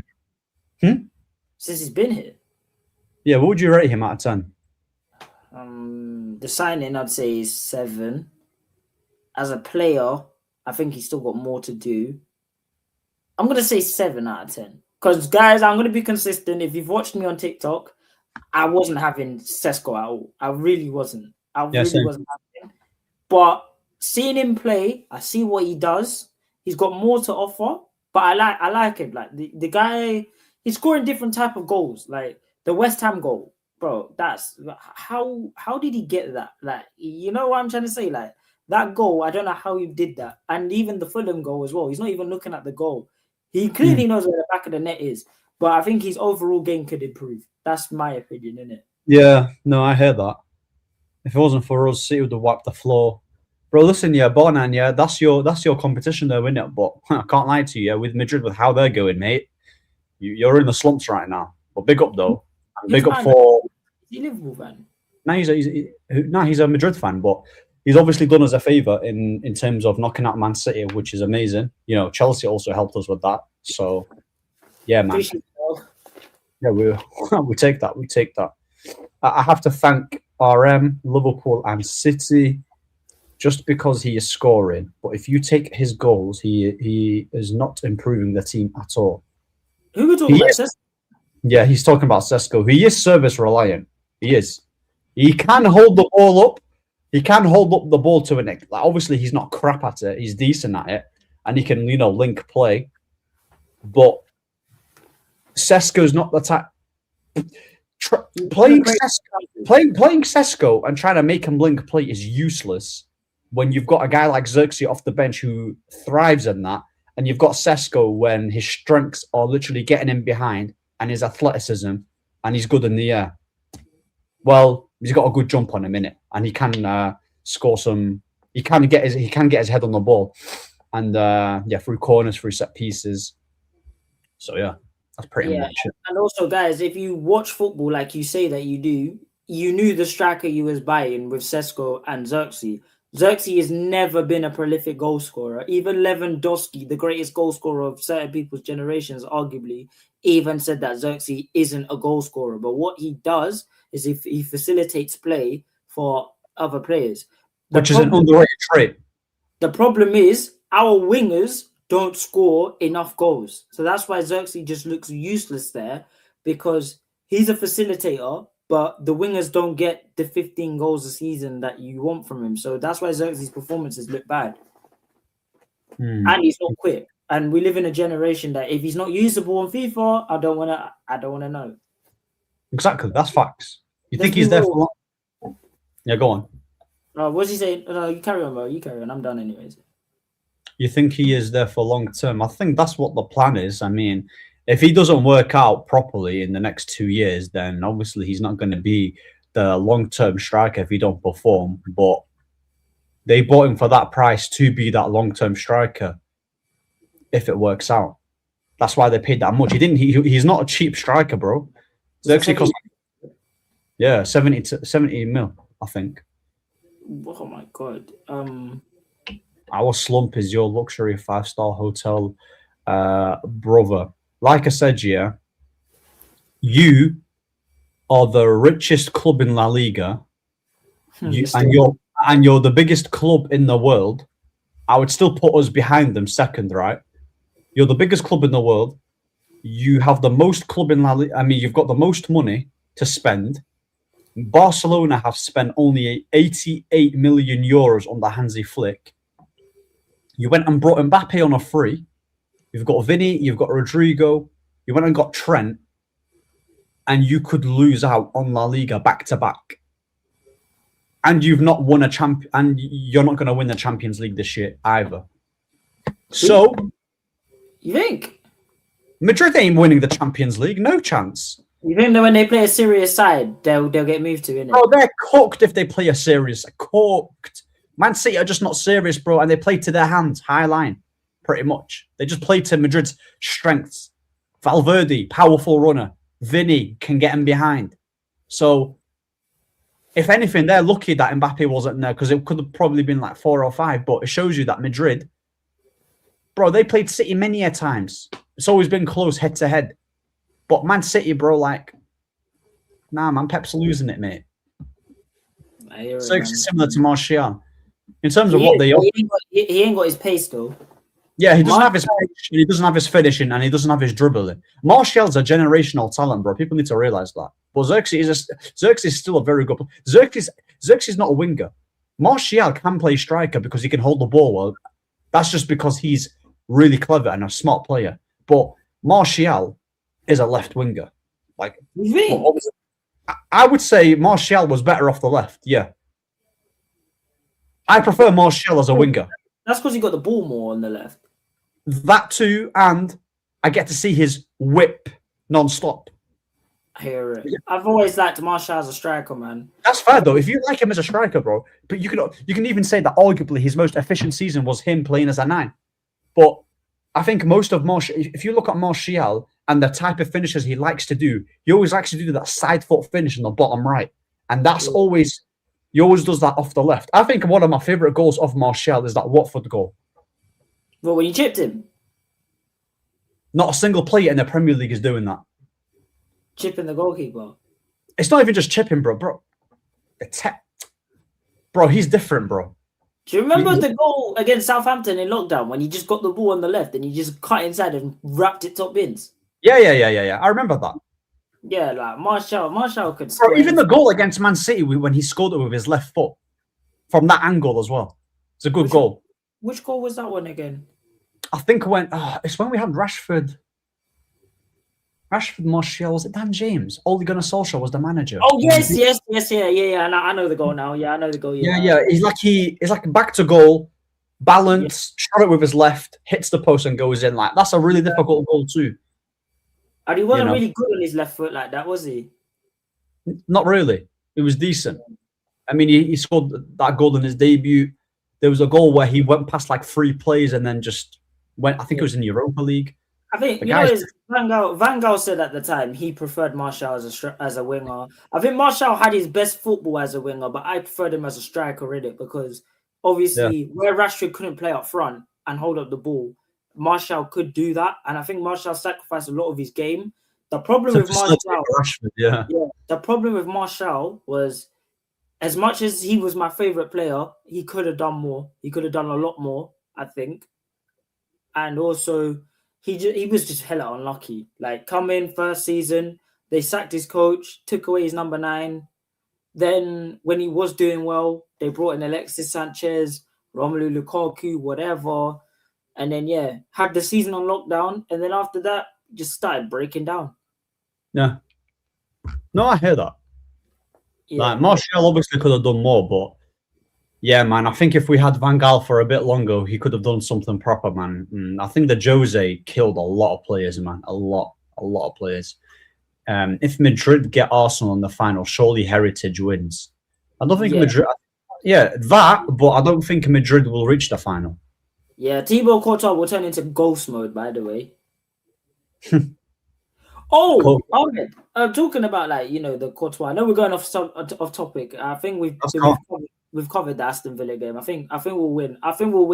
But it'll be a close game. But my friend, someone spoke about Thibaut Courtois and they said, where does he rank as an all-timer goalkeeper? Is he in the conversation? Is he there? Top 10. Cool. Because I said this year, and I know it's going to sound a bit crazy when I'm saying that, but if we are putting Courtois in all-timer conversations, was he better than David De Gea in his prime? Prime? Yeah. No. Not prime. But would you put prime David De Gea in that conversation of all-time goalkeepers? Yes. Yeah, absolutely. Bro, De Gea is top 5 in the Prem of all time in my list. Absolutely. David De Gea, bro, listen, the guy went out sad and he dipped. I'm not going to forget, prime De Gea was better than Alisson. Absolutely. Yeah. The goalkeeper, here's my list, in the Prem. I'm putting Petr Cech number 1. Yep. I've not really seen Schmeichel, but obviously it's like Yap Stam, innit? Go in it. So Petr Cech, Schmeichel, Van der Sar, De Gea. That's how it goes for me. That's De Gea's top 4. Bro, he's 4th for me. Yeah. I agree. I hear it. Prime Now, De Gea, I've never seen, bro. De Gea, bro, like the best goalkeeper that I've ever seen in my lifetime is Neuer. yeah, Neuer is the best one that I've seen, right? Casillas was obviously called Buffon to. but we didn't see them. They're the generation below us, I'd I'm say. talking about on exactly. So De Gea is the best United goalkeeper I've ever seen. I've seen a little bit of Van der Sar, so I'm going to put Van der Sar ahead just because of what he did in that Champions League against Chelsea, right? Yeah. Because in penalties, I'm not going to lie to you, De Gea when it came to penalties, We saw it. No. no, forget about that. But Prime De Gea is top 4 goalkeepers to have played in the Prem, and in terms of all time, Courtois, I think he's up there. Bro, that Champions League final performance against Liverpool, are you crazy? Come on. Dortmund, even Dortmund Dortmund, as well. whole season injured, and the only reason he played because Lewin got ill and he played. Lunin, yeah. He played and he put in a performance. Listen, because the thing is, I was talking because my friend made the video on TikTok, and I was like, if you're gonna put Courtois in that conversation, you have to put De Gea in there. I think Courtois. De Gea might be outside, Yeah. but he's got to be in the conversation. He might not be on the table, he might be on the floor, but you have to put him in there. I think Courtois is a better goalie than Alisson. Alisson's a good goalkeeper. What I like about Alisson is that he's an all-rounder. He's like a 7 out of 10 in everything. That's a good trait to have as a goalie. De Gea excelled 9 out of 10 in that reflexes. But, bro, the saves he was put on his feet, in terms of the saves that he was pulling off with, is the best De Gea save I've probably seen was Arsenal save? I think the best save he's ever made yet is the Mata one. That was like the save that changed his United career. Yep. That save, was going literally top bins, like in that corner. He saved it, and I was like, bro, the Matip save was unbelievable, but he saved it where he was wearing. Do you remember when we played against Everton, and then he made that diving save? I think was it from Leighton Baines? I don't. Oh, yeah. That save was different, bro. I can watch. You know what's mad? Do you want to know how good this? If you want to know how sick a goalkeeper is, bro, go look at his save catalog here, bro. That guy was making some fake saves. Neuer is the best I've seen in my lifetime, But, bro, Prime De Gea is the best shot stopper I've seen in the Prem. Prime De Gea is the only goalkeeper that can comfortably say was better than Neuer at one point. In that season, in that season where he was the best, absolutely he was. Well, I've seen, and the thing is, what David De Gea what lets him down is his Manchester United legacy.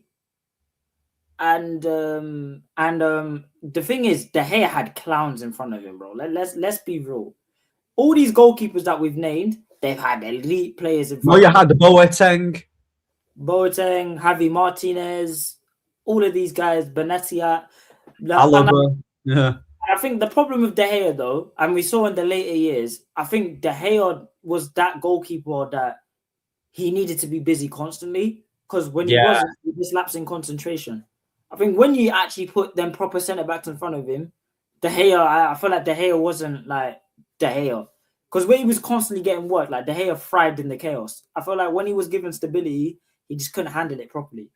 But when we had stability, though, it was towards the late. I mean, when did we ever have stability, though? Probably last season of De Gea, Golden Glove, and and maybe the first 2 years at United, when Sir Alex was there. Because I remember, like, even that Aguero save that he made, you know, when he headed it and Leroy Sané crossed it in. Yeah. Bro. Yeah. I do agree that he is a goalie that needs to be busy. I do hear that. Do you remember the Brighton save? The Brighton save where we played Brighton at home. It was the game when Ronaldo broke his goal drought. It was the same day PSG played Real Madrid and Messi missed a penalty. And someone's headed the ball, and De Gea's just literally put his hand out. Like, he had no business saving it. Oh, yeah, I remember that goal. Yeah. He saved it, bro. And we was all like, oh, my... Like, I'll be honest, Prime David De Gea, he might not be the best goalkeeper ever to exist, But I think if you're putting Courtois in the conversation, I think De Gea has to be in the conversation. Absolutely, bro. 100%. 100%, yeah. Pick up the comment section, yeah. Sorry, go on. Oh, De Gea in his prime had Magaluf McFred as his defensive cover and was doing things that I've never seen goalkeepers do in terms of shot stopping. Yeah, but guys, let's be honest here. As a goalkeeper, I don't care how good you are with your feet, you know. I'll be real. I don't care. Keep the ball at the back of the net, please. I disagree with this massively, you know. What did he say? I have a hot take, Ahmed. Elise is better than Yamal this season. I disagree massively. I think Elise, when he was at Palace, everyone knows. Countless videos, bring him at United. Chelsea were interested. Elise was always the better player than Eze, and that guy do you know how sick a player is? When I watched Elise at Palace, I was like, this guy's too good for Palace. Way too good. Yeah. And even his output improved in his second season, right? But his second season, I think he left to Bayern Munich, right? He was getting a lot of goals. He was also assisting. So not only was because his performances, as a player were still good, even when he didn't get that many stats. But his stats gradually got better, right? Yeah. That's why for me, when you're a good player naturally and your decision making is good, your dribbling's good, you know, you're a very intelligent player. It will come out. It will come out exactly, yeah. So for me, I think Yamal is hands down the best goalkeeper, flipping out, the best player, right? This season, and I feel like everyone's micro-analyzing him. I've noticed that. I think everyone's micro-analyzing him. I think a lot of people, are expecting him to have 10 out of 10 games where certain players can go missing for 2-3 months and have like a sick game, and then they get best in the world shouts. But with Yamal, he always has to be on it. You talked about Due being 20 and he's young. Yamal's 18 and he's already got that expectation. So I watched him against Newcastle. People said he had a stinker. He wasn't amazing, but he wasn't poor. He was just decent. He was just decent. Yamal decent is Barcola. Is Barcola world class? Like these level. Listen, I've gone on record countless times and I've said this. The reason why I held my tongue and didn't say Lamine Yamal was the best player in the world is because I know how this football space works. You lot will get excited and say when a player is doing well, he's bigger than what he actually is. And then the following season, when he falls off a little bit, he's crap, he's overrated, blah, blah, blah. You're going to start, and this is why I didn't say Yamal was the best player in the world. I was protecting Yamal in a way because I was like, managing my expectations of this guy, bro, because I was saying stuff like, how can he be the best player in the world if he's got 9 league goals? I felt like last season, Yamal was outperforming his age. Do you know what I mean? Yeah, but they talk about big games, but in the Super Cup final, he mightn't have got a goal or an assist against Madrid, but he was very good in that game. That's a big game, right? He was very good. When they won 3-2, I think Lewandowski scored twice, bro. He played well there. Yeah, he created opportunities, and he was solid. In that game against Barcelona, in that game against Madrid, that big game, bro. Go watch that Club Brugge game, yeah, bro. That guy carried in that game. Chelsea, they lost 3-0, but if you actually watch that game, the whole Barca team was stinky, and I remember early on in that game, where Yamal was getting the better of Cucurella, and he slipped in a really good ball to Ferran Torres, and he missed a sitter, and then Chelsea scored, and that changed the whole trajectory of the game. Right? Sorry to cut you off. He even had a good game. I think do you remember when Barca and PSG played against each other, and PSG won 2-1? I think it was this season. Yeah. Yeah. First half, I thought Barca were the better team. Then PSG were much better in the second half. But, bro, when Yamal got the ball, bro, man's doing roulette. Man's getting past players. Bro, like, the guy was... Like, when people say he doesn't... I have to disagree with you, Remco. I have to disagree. Bro, the guy, facts. Bro, this is what annoys me. Yeah, Lewis Hall did not have Yamal in his pocket, but he did just enough, for him not to be afraid, get a goal or exactly. People, when I'm watching I'm trying to think of a player that was like in his pocket, bro. Like he wasn't really in his pocket. Mendes cooked Yamal, bro. The, in the international, yeah, yes, he did. But bro, in that first half, bro, the guy sat him down on his arse. Yeah, And in that game, in the second half, he should have got a red card when he gave away that free kick outside the box, Nuno Mendes. Yeah, he was on a yellow, I think. I think Nuno Mendes was on a yellow. So I think people have short-term memory when it comes to Yamal, bro. Yamal's performed in a lot of big games. And a big game doesn't always have to be a big club.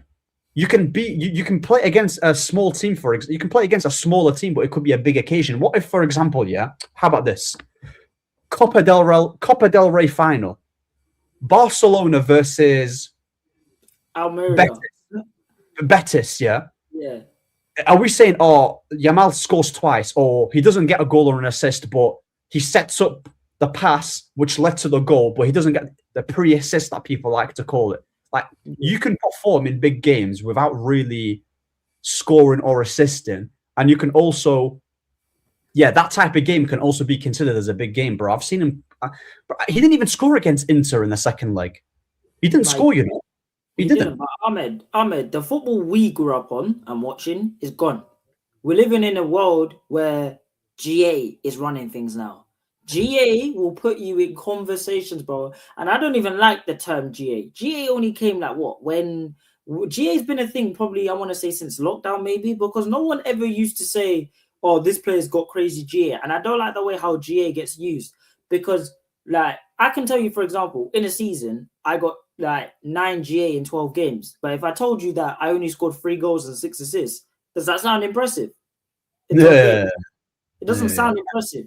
But the GA thing is just brought in because it makes players sound impressive. And I'm not saying I'm guilty of using the GA in arguments, because that's just the way football's going right now. People don't care about what it looks like no more. They just care about if players are scoring goals or whatever, man. Like that's all they care about. And I think Yamal, if he doesn't put up GA, people will say, oh, where is Lamine Yamal? But if you watch the game, like what you said against Inter, him and Pedri, I would say for me, were the best players, Barcelona's best players against Inter Milan. But because either of them didn't get GA on the stat board, people think, oh, they didn't do anything. But that's listen, not even just that, yeah. I swear to you, yeah, guys, listen to bro, super chat. Much love, yeah. I appreciate it. Keep up the good work on here and other streams. Logic here. God bless you. God bless your family. Thank you so much, yeah. That actually means a lot to me.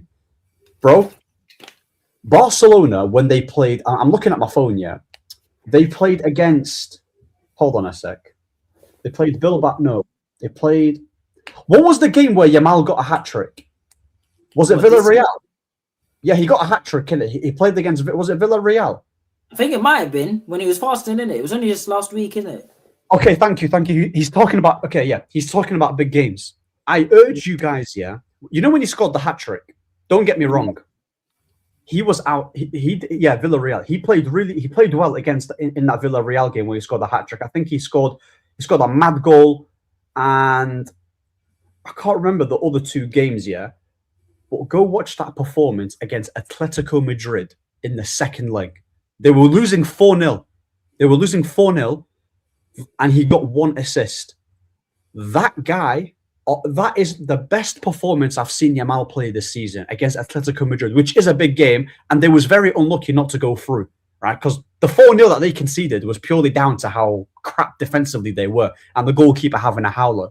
But that game that he got the assist, he played better in that Atletico Madrid game than he did when he scored the hat-trick.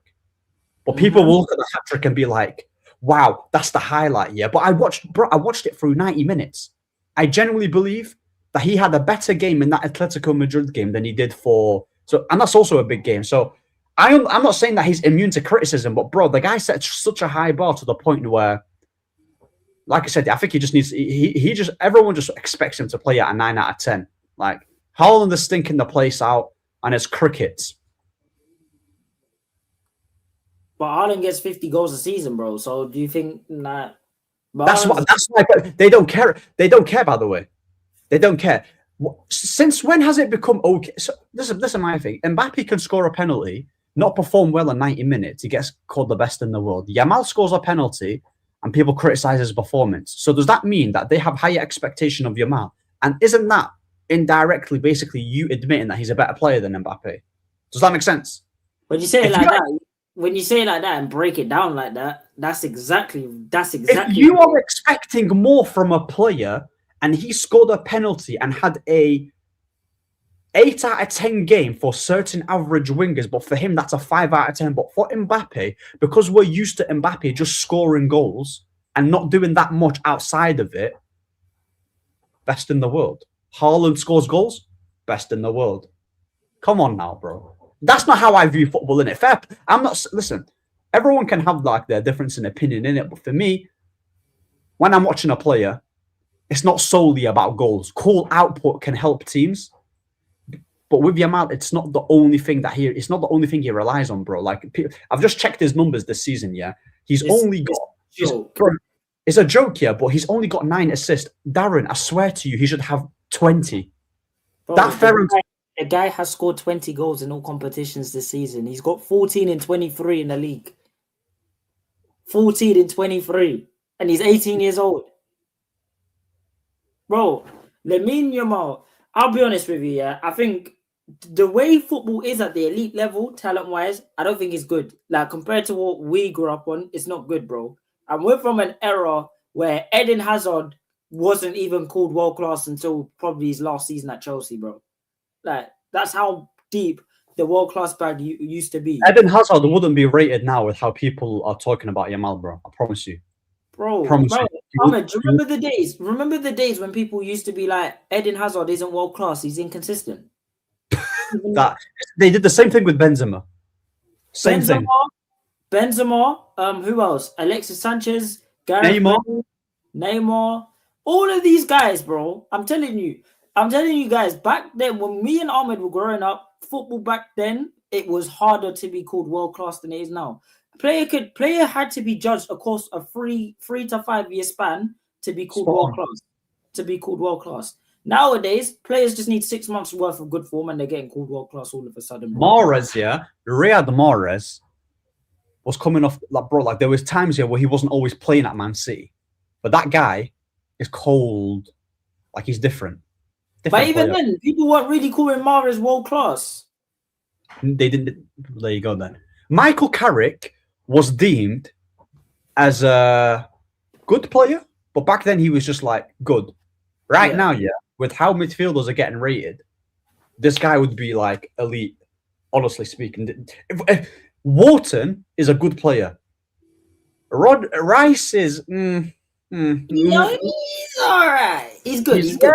It's just decent, innit? It's just decent, but he's not all that. But Carrick here is better than both of them combined, and wasn't getting the appreciation like he did at United, bro. Obviously, because you had Roy Keane, who was a better player than him. Roy Keane was better than Carrick, and you had Scholes, who was the best English midfielder, and the best midfielder, in my opinion, to have played in the Prem. So the bar was so high, and the players that he was surrounded by, Ronaldo, Tevez. Bro, even flipping off even guys like Berbatov, bro, cold player. Yeah, you had flipping. What's his name? Oh, what's his Giggs. Sorry, Giggs. Another one, Giggs. Yeah, Giggs is another guy who doesn't have that much output, but if you're talking about purely wingers, Giggs was quality. He was elite, bro. He was sick. Ryan Giggs can go on the outside, can go on the inside. Had a very good cross on him. Right, turned up in big games as well. Scored that winner. Was it in the FA Cup against Arsenal? Yeah, semi-final against Arsenal. Yeah. But what the point I'm trying to make is that back then it was harder to be called world class than it is nowadays, bro. And I think with Lamine Yamal, he's benefiting from this generation of football that is now. Because I generally do think if he was playing in the Ribery, Hazard, that era, I don't think guys would be calling him world class. They'll just leave him alone because they'll be like, he's 18 years old. But it's just because the elite pool at the highest level is not what it used to be. So I'm not gonna lie, bro. The only 2 teenagers that I'm putting over Yamal, and you can disagree if you want, or if you do agree, is Messi, 19-year-old Messi. Yeah. And R9 when he was at PSV. I think. Where'd you put Michael Owen? Yamal's a better teenager than Owen. Well, Owen was crazy as a teenager, though. He was crazy. Michael Owen is another player who gets this. Bro, he was a world-class striker, bro. Owen, teenage Owen, yeah. Yeah, he was rapid, but bro, he was a sick finisher. Sick finisher. And he could dribble as well, bro. Michael Owen was a baller, bro. He was a baller. 90 Neymar. Oh yeah, at Santos. Yeah, Neymar. Okay, cool. Yeah. I would say, where'd you put Cristiano Ronaldo? I think Yamal's better than Ronaldo when it comes to teenagers. As a teenager, yeah. Teenage Yamal is better than teenage Ronaldo, I would say. Ronaldo was a very good talent, but his game wasn't as polished as it was as a Yamal. No chance. Yeah, he was a rag. He was mad a rag. I've seen the clips. I've seen the clips back, bro. Like Ronaldo's peak at United was elite, best player, bro. Yeah. So for me, bro, Ronaldo, that version of Ronaldo, the AIG kit, bro, that version of Ronaldo was unstoppable. Yeah, but as a teenager, he didn't have the decision making and the weight of pat, bro. He can't play make like Yamal. He can't. What about Kylian Mbappe? I think Yamal is a better talent than Mbappe as a teenager as well. Yeah, I'm putting teenage Yamal top 2, top 3 in terms of teenagers of all time. So you're saying only Phenomenal and Messi are better teenagers. Yeah, and Neymar. Maybe you could say Neymar. Yeah. So those 3 are better teenagers. Yeah. I was gonna put Rooney, but Yamal's better than Rooney. Teenage Yamal's better than teenage Rooney. Although Rooney as a teenager was quality. Rooney as a teenager was better than Ronaldo and Messi. As teenagers, Rooney was better than Messi and Ronaldo. 19-year-old Messi. Bro, you have to think about it. When Wayne Rooney was a teenager, he was cold.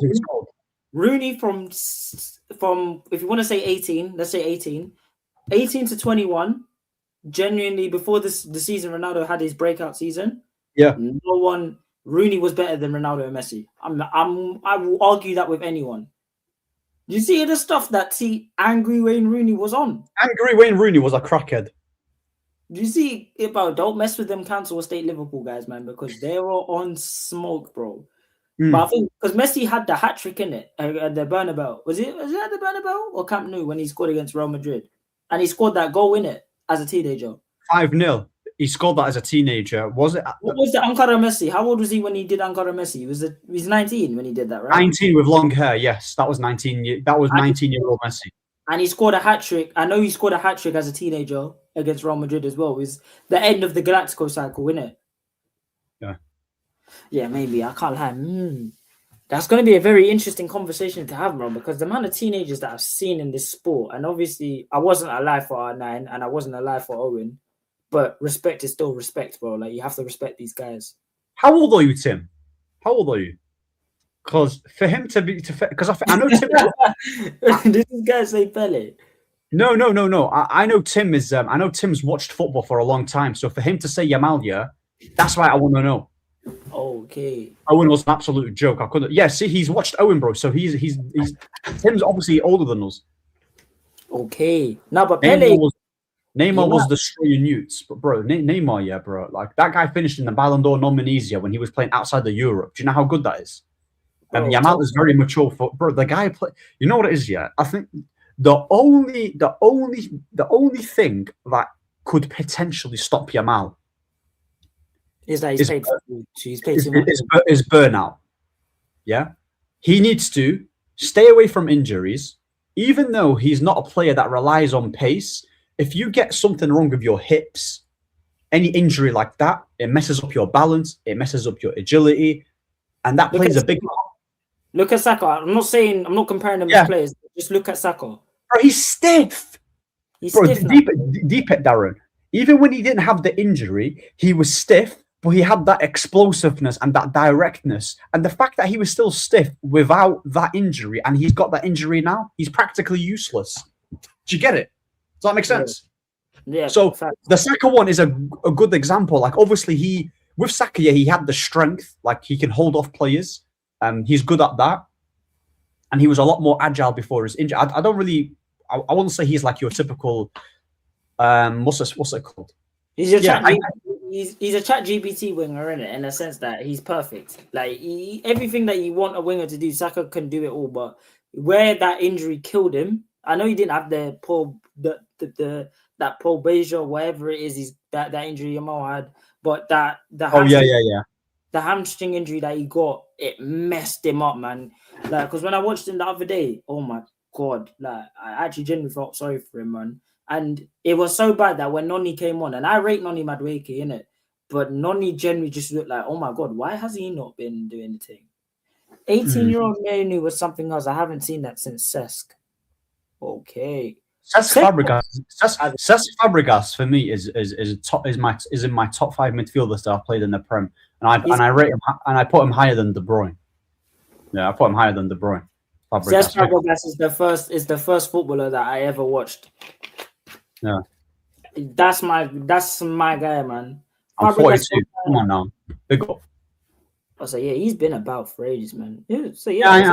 I knew he's watched his football, bro. Do you get me? So the Yamal thing just further proves my thing in it. Like, I'm putting, for him to say, cool, he can say the greatest teenager, but bro, like that the Euros at 60 is mad. What about it makes him different though? What about it makes him stand out of the Yamal that we've named? Yeah. What makes him stand out? Like, what do you mean stand out? As in, like, what? Like obviously, we're using greats like Owen. Owen's a great. I don't care what anyone tells me. Like Owen, R9, Messi, Ronaldo, like all of these guys. What makes him like? I think what makes him stand out, yeah, is that there isn't a single flaw in his game, and he literally has. He doesn't. I think it's the maturity. The maturity, yeah. He's skillful. He's creative. He's got a good strike on him. He can dribble, right? Like his decision making is elite. His touch is amazing. Like, bro, this guy, yeah, is a better version of Mahrez, and Mahrez was quality. I promise you, yeah, he is literally Mahrez, but with more explosiveness and more not just that, but with more passing ability. With I would say he was a better dribbler. Like, Mahrez had that amazing first touch, and he had that sick ball control, and he does that chop. Yeah. He was amazing at that. Yamal can do that too, though. And also another thing we're forgetting as well, because Mahrez has the North African flair, but so does Yamal. I forgot Yamal's North African. He's Moroccan. Yeah, Yamal's got that North African tech. Bro, like, come on now. Like, yeah, Yamal is a complete footballer. Complete footballer, bro. Yeah. Like, because he ain't as good as Neymar, and I don't think there's ever going to be a player talent-wise that come close to Neymar. He could potentially have a better career, right? He could have a better career if he wins the World Cup, Ballon d'Or, cool. But in terms of talent, I think Neymar still surpasses him quite a lot. But the only thing that Yamal had over him is probably decision-making at a young age. Because Neymar, in terms of dribbling, in terms of trickery, in terms of playmaking, I would put Neymar higher in terms of playmaking, because he could pass with both feet. He's a better free kick taker than Yamal. Yamal could probably improve his free kicks. One thing with Neymar, if Neymar could go be direct. Like, Neymar was very Neymar was very explosive. Neymar was quick. He was quick. And that's why I liked him even more, because Neymar, you see, how many quick wingers do you see that just rely heavily on their pace? Neymar did not need to rely heavily on his pace. Yeah. Like, I would say Neymar had better passing. I would say so. I think Neymar's more creative than him, and Neymar, but Yamal can get all of that. Like, Neymar, we saw the talent from day one, like, bro. Like, we saw Yamal has better decision making in terms of, like, that's what I said. I said decision making goes to Yamal, right? Yeah. But in terms of dribbling, in terms of finishing, in terms of shooting, in terms of free kicks, skills, I'm still giving it to Neymar. But Neymar is a generational talent. Like, he's a once in a blue moon type player, bro. That's a proper generational talent. Like, that is proper. I feel like with Yamal, like, I don't think Yamal could do what Neymar did with Santos last season. You know, like Santos were basically dead and buried, and Neymar came back and he saved them. I don't know if Yamal could do that yet. As much as I rate Yamal as much as I rate Yamal the way I do, I consider Kivic as one of the best wingers and as the best winger in the world. He's an absolute Yeah, but I think with Kivic, he won't get the respect that he deserves because of his marketing, his brand. He's from Georgia, bro, and he doesn't have that much stats. And people might think that's like, you know, being disingenuous, but bro, some people's reputations take them far, bro. They take them far. Giggs is not North African. Giggs is Welsh. Giggs is Welsh, and his dad. But he's talking about the flair in terms of okay. I think I got what he means. Nah, but I think Giggs is African though. His thing is like dad is like Sierra Leone or something. Is he actually? Yeah, Giggs' dad is like I think Giggs is like granddad is from Sierra Leone. Okay. But that's not North Africa. I think that's like South. You're North African, innit? Yeah, Libyan. But I can't play like them though, innit? I'm too stiff. Fairs. Yeah. Your country's very controversial, isn't it? Let's just say that, man. Yeah, listen, bro. Yeah, it's been Giggs is half. Oh, right, okay. Nah, big up. Listen, it's been 2 hours of the show. Yeah, it's been, bro. We can literally go for another 2 hours in it. If you can just let the people, Darren, where they can find you. I know you've got your TikTok, which you're smashing. You know, maybe YouTube. Maybe your YouTube. Maybe do YouTube down the line. Obviously, when you can find time. But yeah, man, it's been a pleasure, bro. We are going to be doing shows like this. Hopefully, I don't want to, you know. Yeah. Twice a week. Are you good with that? Twice a week should be okay. Thursday, Fridays. Yeah, guys. I just wanna before again I go, just want to thank Ahmed for the opportunity that he showed me. This is my second live stream that I've done with him. And yeah, man, hopefully we can do many more. For the people that don't want to find me, my TikTok is literally my handle right literally here, Darren7. If you want to see a guy waffling about football and whatever, I'm the guy. If you don't want to watch Ahmed. And my Instagram is literally you're gonna have to put my Instagram in there, but it's literally D7 in it. That's my tag. I'll put it all in the comment section anyway. I mean, in the my last name in it because my last name is a bit different in it. So that's calm, bro.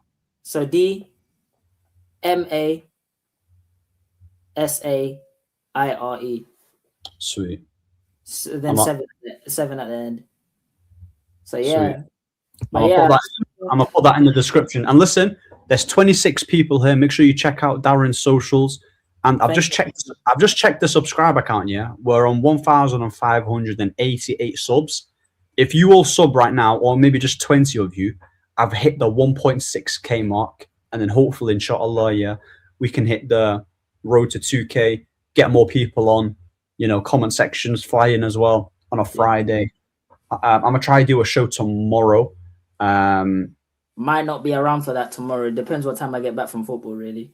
Yeah, no, that's totally fine. But listen, we're in contact anyway. Yeah, I'm gonna try and get more people on different shows. Obviously, working and doing YouTube is difficult, but we'll get there, man. I believe in myself, and yeah, bro, it's all about the work. On TikTok, bro, you're smashing on TikTok. Listen, I try to post as much as I can, bro. I try to post as much as I can. I think YouTube is a different like target audience, in it, because you can't. Because TikTok is for the people that don't have a lot of attention span. I think YouTube is like, all right, cool. Give me a reason to be here. And if you watch our lives, if you watch Ahmed's live, you will see that there's plenty of reason to be here, man. I'm hoping that one day you get to work with you. I get to see your rants, bro. Rants, bro. Listen, that's yeah, bro. I don't know. I was actually on Saeed's show, to be fair. Big up to Rants, big up to Saeed, big up to Flawless as well, and Nuruddin and all those guys, bro. Those guys are amazing people. I don't actually have.